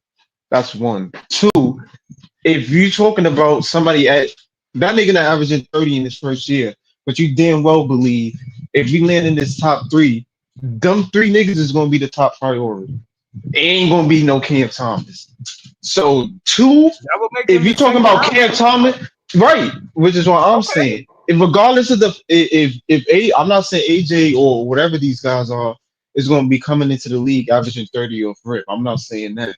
But along the way, if he is the second option, that would mean that whoever Yegor or whoever was some of these or one of these rookies gonna have to step up, because that is really gonna be a Hunger Games of, yo, who on this team? We got AJ. If they don't get rid of Cam, then we got Cam. We got our two scorers in the lineup, which in this NBA, you need two scorers in your lineup. It's just the bottom line. We got our two scorers. We need our third guy. Whoever one of these rookies are, if rather it's Jaeger, rather it's Nolan, rather it's Drake, rather it's Wolf, rather it's whoever, it might be MPJ until we trade him next year at the trade deadline. But we need somebody to step up and be that third guy. I just think, to John's point, Cam Thomas averaging 30 for now on this team is needed just because there's nobody on this team that can score. But best Right. believe if you get somebody next to him that can score, it's a different Oh, story. it's not many players. And then when y'all mention those players, I love how realistic is that situation. You feel me? It depends. I don't know, like who it should be MPJ, realistically, but They he take ain't. around the same amount of shots, like 20 plus shots a game, which is cool. At the But MPJ is, you can see without Jokic, MPJ just looked like a shell of himself. Like he's not Yeah, that player. he's semi-retired, Like, but to the point, it just comes down to financials. At the end of the day, if Cam was a second or third guy, I'd be totally fine for it. It's just Cam wants the $40 million, which, given the fact we don't have a lot of many, if any, offensive guys on this team, he's in the right to make a case for himself in that. But it's what Ellen said, the Bosses, the Petersons, the Boozers, that is a main option that you could pair with Cam potentially. But given the fact that Cam wants the $40 million, the organization is never going to give him that money. So it's like, would Cam potentially take a $30 million salary potential if we did keep him next year to pair with an AJ? If Cam took that type of offer, I think we could maybe refix this relationship somewhat, but it just feels like the timing is not there. So we definitely need that franchise guy next year to be a number one option. But Breeze, in an ideal world, I'd be fine if Cam was your second or third guy behind who you draft next year, because it could work. You need two scores, like Ellen said. But this organization seems they're saving a lot of their money for what Leaf said. You get the franchise guy, and you go out and get that star to pair with franchise guy. I think that's what the organization is leaning more towards, and that's where my whole thing about the development aspect should mean a lot. But the organization have made that the priority. But star guys don't necessarily give you chemistry. And every champion Fair point. had chemistry between the Bucks, between the Boston Celtics, between the Denver Nuggets. All of their cores been together for 4-5 years. You can't just overlook chemistry just because you could get a star player in a free agent. In time, man. Who are we even getting free agency? Like, that's the thing. Like, I think Giannis look like he's staying. These are tough hypotheticals, LM. You feel what I'm Like, saying? who would you even get in free agency? And even if you luck out and get one of AJ, Darren, or Boozer, by the grace of God, unless these niggas just come into the league and just show like they really built for it, and we are above a 500 team, like they gonna struggle too. Like it's not. Of course, you know, if AJ or whatever these guys is in for rookie of the year, that would be amazing. But I don't know if that's gonna be leading to above 500. Like we might lose next year too. I don't think there's any star that you can get in this free agency that you can pair that's going to look at our team and be like, okay, they lucked out with AJ, Darren, or Boozer. All right, I think I want to go there. But at the same time, most of these stars is in their 30s now. Like, there's really no young guy that you can put there unless Ant acts out of Minnesota or something. Like, I don't know, but I don't know who you would pair with these guys that gives you that push, which we can't take next year because Houston owns our pick. So it ain't no talk about, yo, we got to get a draft pick next year. So you have to compete at some level. It's just, I don't know. Maybe you try to get Trey Young. If Atlanta don't re-sign him, pair Trey Young probably up with the Bonster or whoever you can get if possible. Maybe that works, but why I just don't know who you get. Why focus on the point guard when we got all the 3 point guards? So you feel I like don't think Jaeger's a point. I don't think Jaeger's a point. I think Jaeger's a wing. So I think they're playing him like we're not gonna try to develop him as the point guard if we're gonna make Jaeger the wing. And AJ is a wing. He taking his spot. I think you could technically, if you get Boozer, technically, if you get Boozer, you could put Jaeger at the 3. You could put Boozer at the 4, Clax at the 5.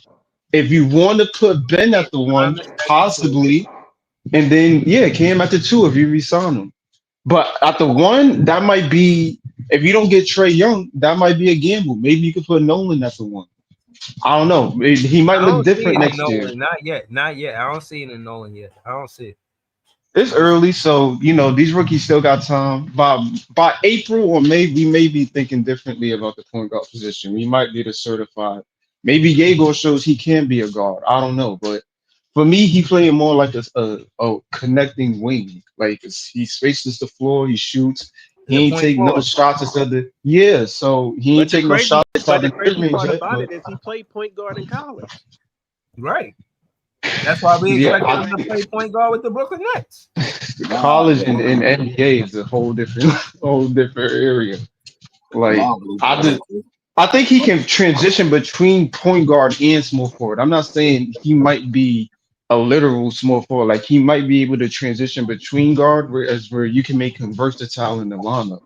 That's true, LM. That's true. I hear what you're saying, but how many guys right, that was playing in a D1 school in college as a point guard just got to the NBA and became a wing?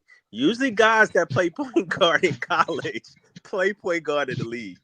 Yeah, but he played, like I said, like in overseas, he played a lot of off ball. He ran transition point forward, right?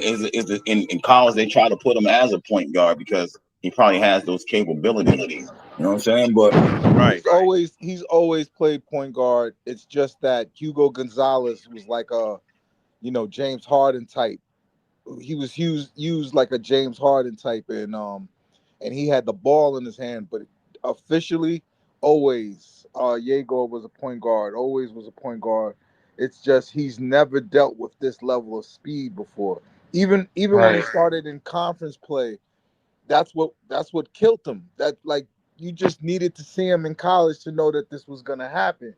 That in conference play, his stats just bottomed out because he could not deal with the speed or the aggressiveness, the strength.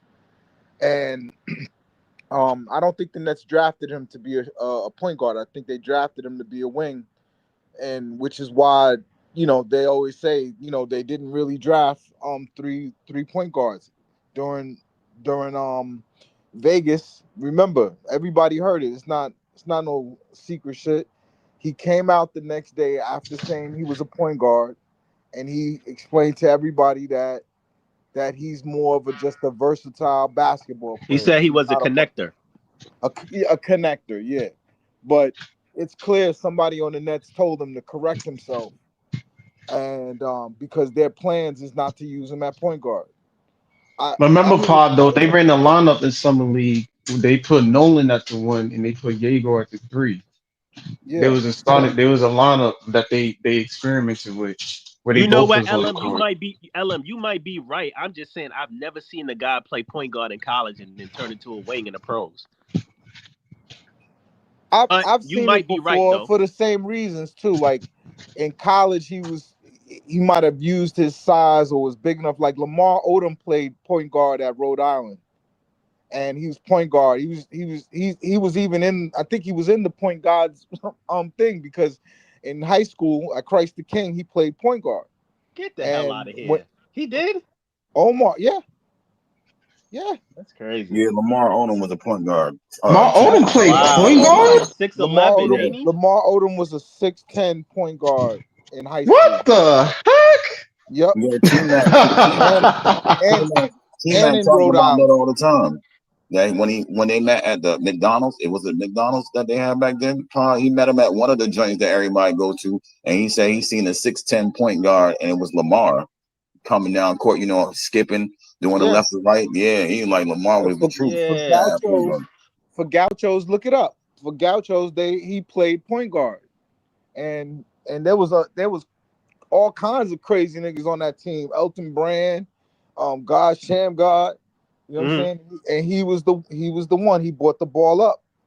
Um, I thought when I saw him when he was young, I thought Lamar Odom was gonna be like the next just Yeah, he Magic was supposed to be Johnson. the next big. He got in trouble though, and I think because that's how he No, ended up in Rhode Island. he yeah, no, but he also he's had a drug problem for a long, long time. Like he has a prop like Yo, anything. can I segue this into this too? Because it's kind of reminding me of a guy on our roster. Did y'all know Nick Claxton played point guard in high school? I heard that. I heard that. I can't believe it, but I I heard heard that. that. Yeah, he played point guard, bro. Yeah, I remember that we was watching the on the Nick Claxton from Chesapeake to whatever wherever he Oh, from. I'll give you another one. He from the Anthony Carolina. Davis. You said Yeah, what? whatever Uh, that was from SC to Brooklyn. They was talking about his high school career and they was talking about how he was playing point guard. They interviewed his high school coach and all that. Or was Yeah, his high school coach's pops? It might have been that. But he even handled the yeah, ball at his Georgia high though. school coach was his pops. Yes, He that's handled the true. ball. He handled the ball at Georgia too a little bit. And don't forget Anthony Davis, point guard in high school. He had a growth spurt. That's That they crazy. say that's why he has the handles that he has, is because he was originally a point guard in high school, and he had a growth spurt, and which made him a power forward, and then eventually a center. Oh, he Yeah. still don't want to play center. He still think he's a point guard in his mind. Nah, Ant don't want to play the center at all. He want to play four. He want to play small forward, if you ask me. Yeah, small forward, because he can dominate everybody at that position. And he has the skill to do it too. It's just they need him. Like you can't have someone that size and you don't use it. You know what I'm saying? But Yeah, I mean that's I'm he just would saying prefer to play small forward, but they would put him at the four. I mean, he wouldn't mind playing the four, but he doesn't want to play the he five at does all. not want to play the five. I mean, and he doesn't. Lively plays the five. Yeah, because that's why he got traded out of LA, because he like they supposed to get him a five over there in LA. And he's like, damn, next thing you know, he got traded up out of there because he didn't want to play the five. Nope, nope. But with the thing with Yegor, the like Yegor just doesn't. He like there's a new thing happening in NBA basketball. Defenses are picking up full court. Yep, I You know what I'm see that saying? too. You can't that's the reason why Ben Saraf plays is because he's the most physically developed, the strongest, and he can kind of ward that off. But they almost when he has the ball, they almost want him to bring the ball up because he has no offense. You got to be strong. You got to be strong, and you got to be able to handle the rock. Yep. Yeah, For I just real. don't think that's him though. I don't think for 6'9", if you don't have it right now, I don't think you're gonna That's the have it. same thing I was saying, Pa, because everybody was saying, oh, well, he needs time. I mean, I think he could get stronger. I just don't think he's going to get that much faster Right. with his foot I speed. thought I he just think could he's just too. naturally slow footed. I thought he could too, but I watched the last game and what they were doing to him, and I was like, the moment the whole NBA has the book on him, because he hasn't even made it But through 30 But to teams his for defense, everybody to Pod, see can him. we say this real quick? Can we say this?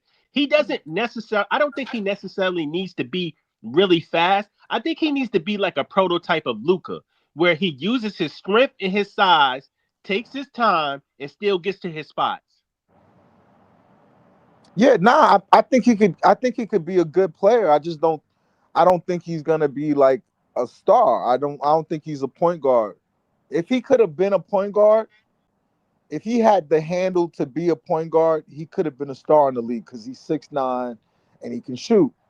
But the fact that he can't dribble and he can't get to the basket, like Yeah, I still think he He has could work time on to. his handle though. You could improve handle. That's not Yeah, one I of them still think he God can given improve skills. his handle and his strength. who have you seen at that height that didn't come in the league being able to handle the point guard position? I just don't have an I don't have a I haven't seen it ever. That's why I don't believe in it. If you guys have I'm trying to think of one, but I can't think of one right now. I put some thought to it, see if I could come up with one. But I'm just saying, I know it's a totally different thing, but I just be thinking about my boy French Montana, man. He used to be so trash at rapping, and he got so much better. He got a diamond hit with Sway Lee. Know what I mean, you could get he better married a at things. billionaires. No, that's true too. But I I, I'm I just thought talking Jim about I thought his Jim was rap trash, skills. but Jim got a lot better as time went Yeah, that's on. what I'm saying. You Me could get better personally. over time. He got better. He got Yeah, better but what ghostwriters. what we saying though, Jay, I agree with the Shout strength out part, Stack but Bundles. I don't agree with the That speed part because you can't if either you fast or you not, bro. You're not gonna improve your speed that much if you're not right, a right. fast person. But that's what I'm Right. saying. You can't teach There's speed, things but the thing that dribbling you he can has teach. that the Nah, the thing strength and the dribbling you can. it's the length pause that he has that sets him apart. If he can't use that, because at small forward, 6'9", there's plenty of 6'9" small forward. He doesn't have an advantage there. Exactly. But at point guard, He he has it. could have had an advantage. It's just the way this league is. Like, think about it. OKC sends Dort, J Dub. They're sending like a wolf pack of hungry animals out after people on a nightly basis. The defense That's a fact. But but teams are but playing Pod, right that's now why are I said different. but that's what I said. Look at He San has to Antonio. Whew. but that's why I use Luca as an example. Now, I'm not saying he's going to be like Luca, but I'm saying if he could just mimic it a little bit, because Luca's not fast at all. But No. Luca will not let anyone bully him off the ball. He still takes his time, gets to his spots, and he uses his size to his advantage. I think But Yegor Luca's a brick has house to though. use some of that. No, if you look at the two bills, it's two different bills. Like Luca is like a giant James Harden. You know what I'm saying? You can't knock him off his spot. His like the way he could just plant and manipulate the The defense. manipulate his body to get to the to get to the hoop and draw a foul. It's different, but it all starts with strength. Yeah, He, that's what I you know, say. Yegor has to get stronger. yeah, nah, that's the beginning of and the end of it for him because unless he could do what like that's really his main thing. Like Luca could play at his own speed. You ever seen Luca do Exactly. that thing where he got like he lifts one leg up and just stands there like a statue and then waits for you to fly by and then score? Yeah, Yo, it's hilarious what he could do. The Jaeger would have to get a lot stronger to do that. exactly. But I don't think the speed thing is going to work for him. Like I said, I Nah, just don't see him getting that much faster than he already is. You feel me? But I can see him getting a lot stronger and working on his ball handling. I think that can work for him, and he can utilize his size at the one position. Because, like you said, at the small forward position, bro, everybody's your size, and everybody's yeah, strong, and some of them are even faster than you. So where's right. your advantage? His advantage is gone if he's not at the point guard. I even think he'd be a decent shooting guard, off ball, spacing the floor. I think he could be a decent shooting guard, but once again, he would have to bring the ball up sometimes, and as soon as he touches the ball, that like defenses are just gonna attack him, and Okay, so what do Nolan Treyarch need to work on? His being strength. able to change gears and being able to manage his speed and finish at the rim, his shooting. What? He needs to be able to get to the basket, which it's not a speed problem, it's a strength problem. Okay. He it's the same thing. If if he could just, be strong or like it's the difference between college SGA and NBA SGA. He started getting that grown man strength where he get wherever he wants to get, and now he's unstoppable. I'm not saying he could ever be SGA, but you have to. This is a grown man's league. You got to be strong in this league. I don't see any, especially now. It's if you I look mean, at but to be what fair, is these are all Dylan kids, Harper's so they still advantage. kids. Dylan Harper's advantage is the handle, but the handle's not that great.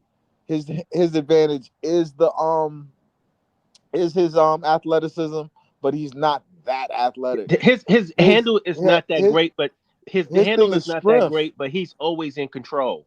He's super strong.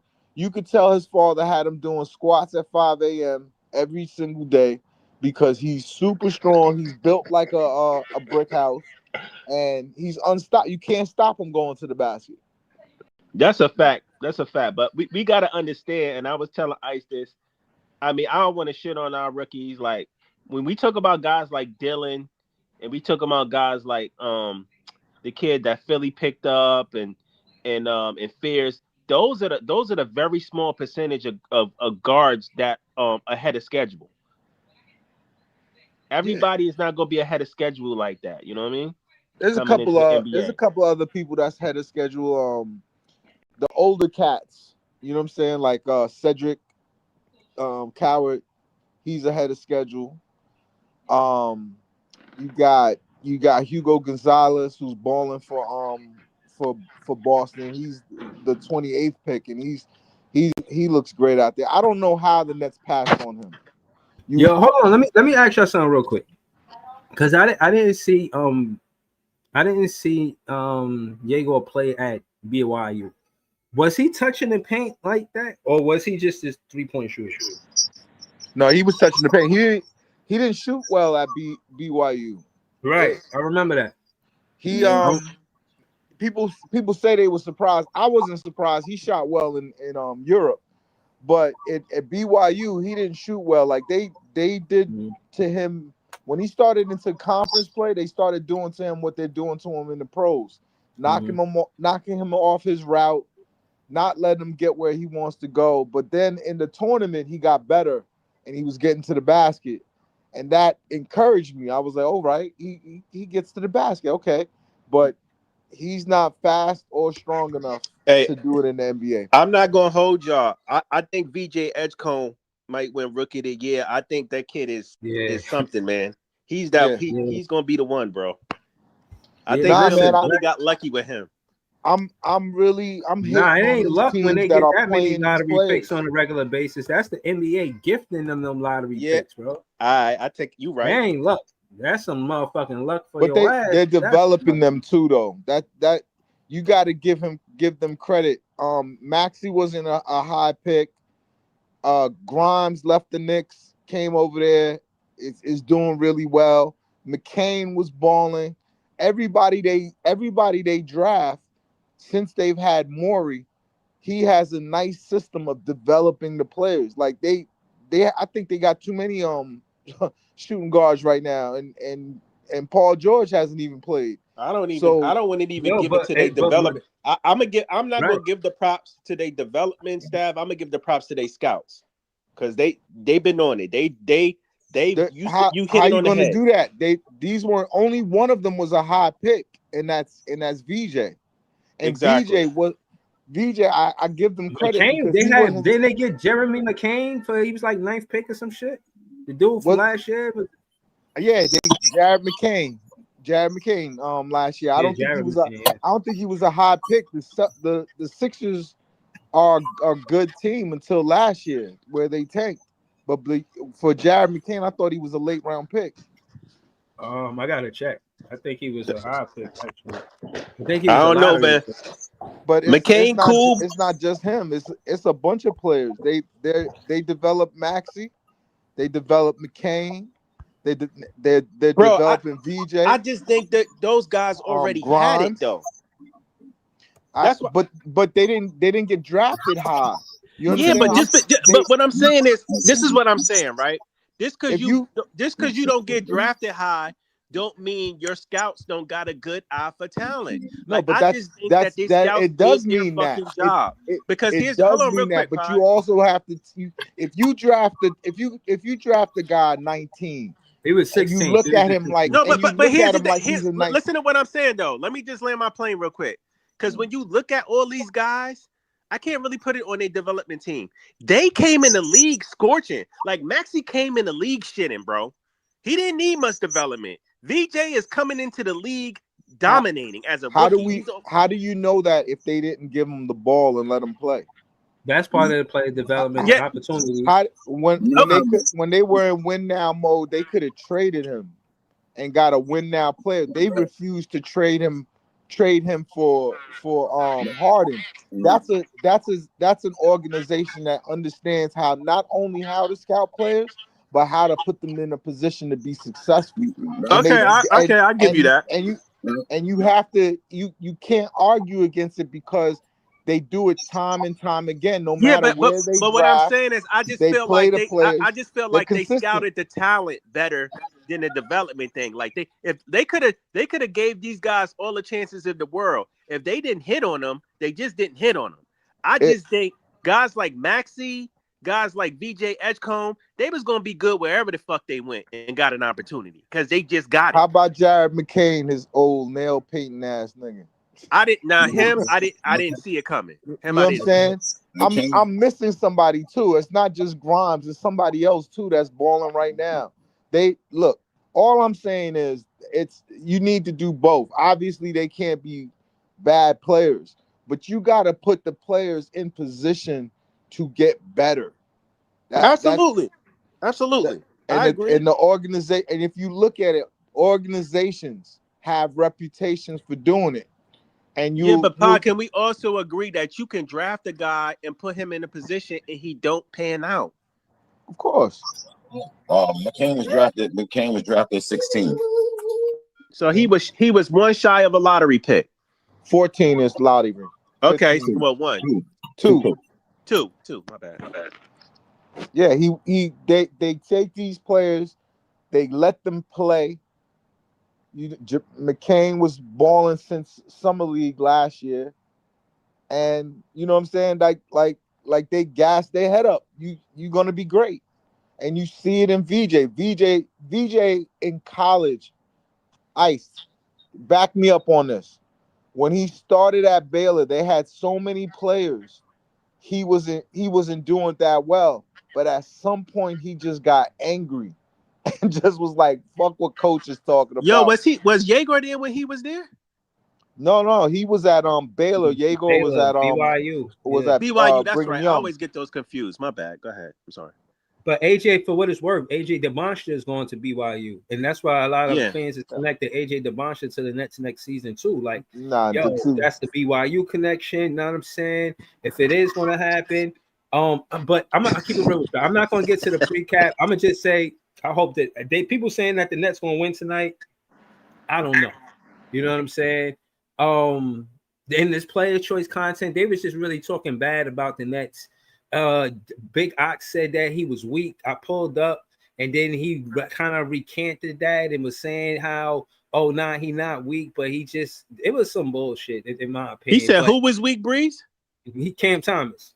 Oh, hell. He said something to that effect. Then he's trying to walk it back. I'm gonna get into that content later, not right now. I was kind of letting y'all cook. I didn't really want to stop y'all just to get to this content because we could get to it later. Y'all know I'll do the recap. Did you hear the Locked On Nets episode on Cam Thomas today? No. What did he say? I don't want to talk about it. If it's Eric Slater, he ain't saying nothing good. I'll tell you that. It was Eric Slater and Lucas Kaplan. Yeah, I called out Eric Slater earlier in the show. I hope the AI clip it up because, like I said, him and all of these big media, they get the impression that these Euro players are more important than Cam Thomas, and I disagree with them. They try to make it seem like he's not important to the rebuild, and I disagree with Eric Slater. I disagree with him. I didn't really hear what Lucas Kaplan said. Yeah, I think they talk is so crazy. To the whole panel, everybody, I'd love to hear y'all opinion on this, and of course, Breezy, you drive the car, but after listening to that episode, I just gotta ask y'all because they really be gassing up Saraf. If Ben Saraf is the best player out of 5 players that we got, is that a failure of a draft?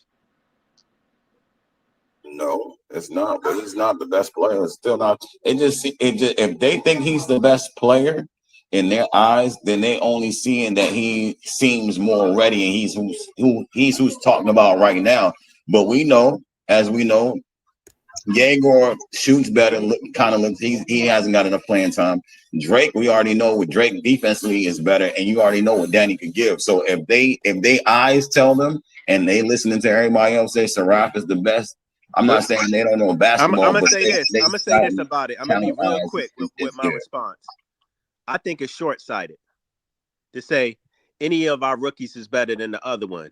From this small sample size, we've seen certain strengths and certain weaknesses from each and every one of them. Some of them we haven't really seen enough, such as Drake Powell and Danny Wolf.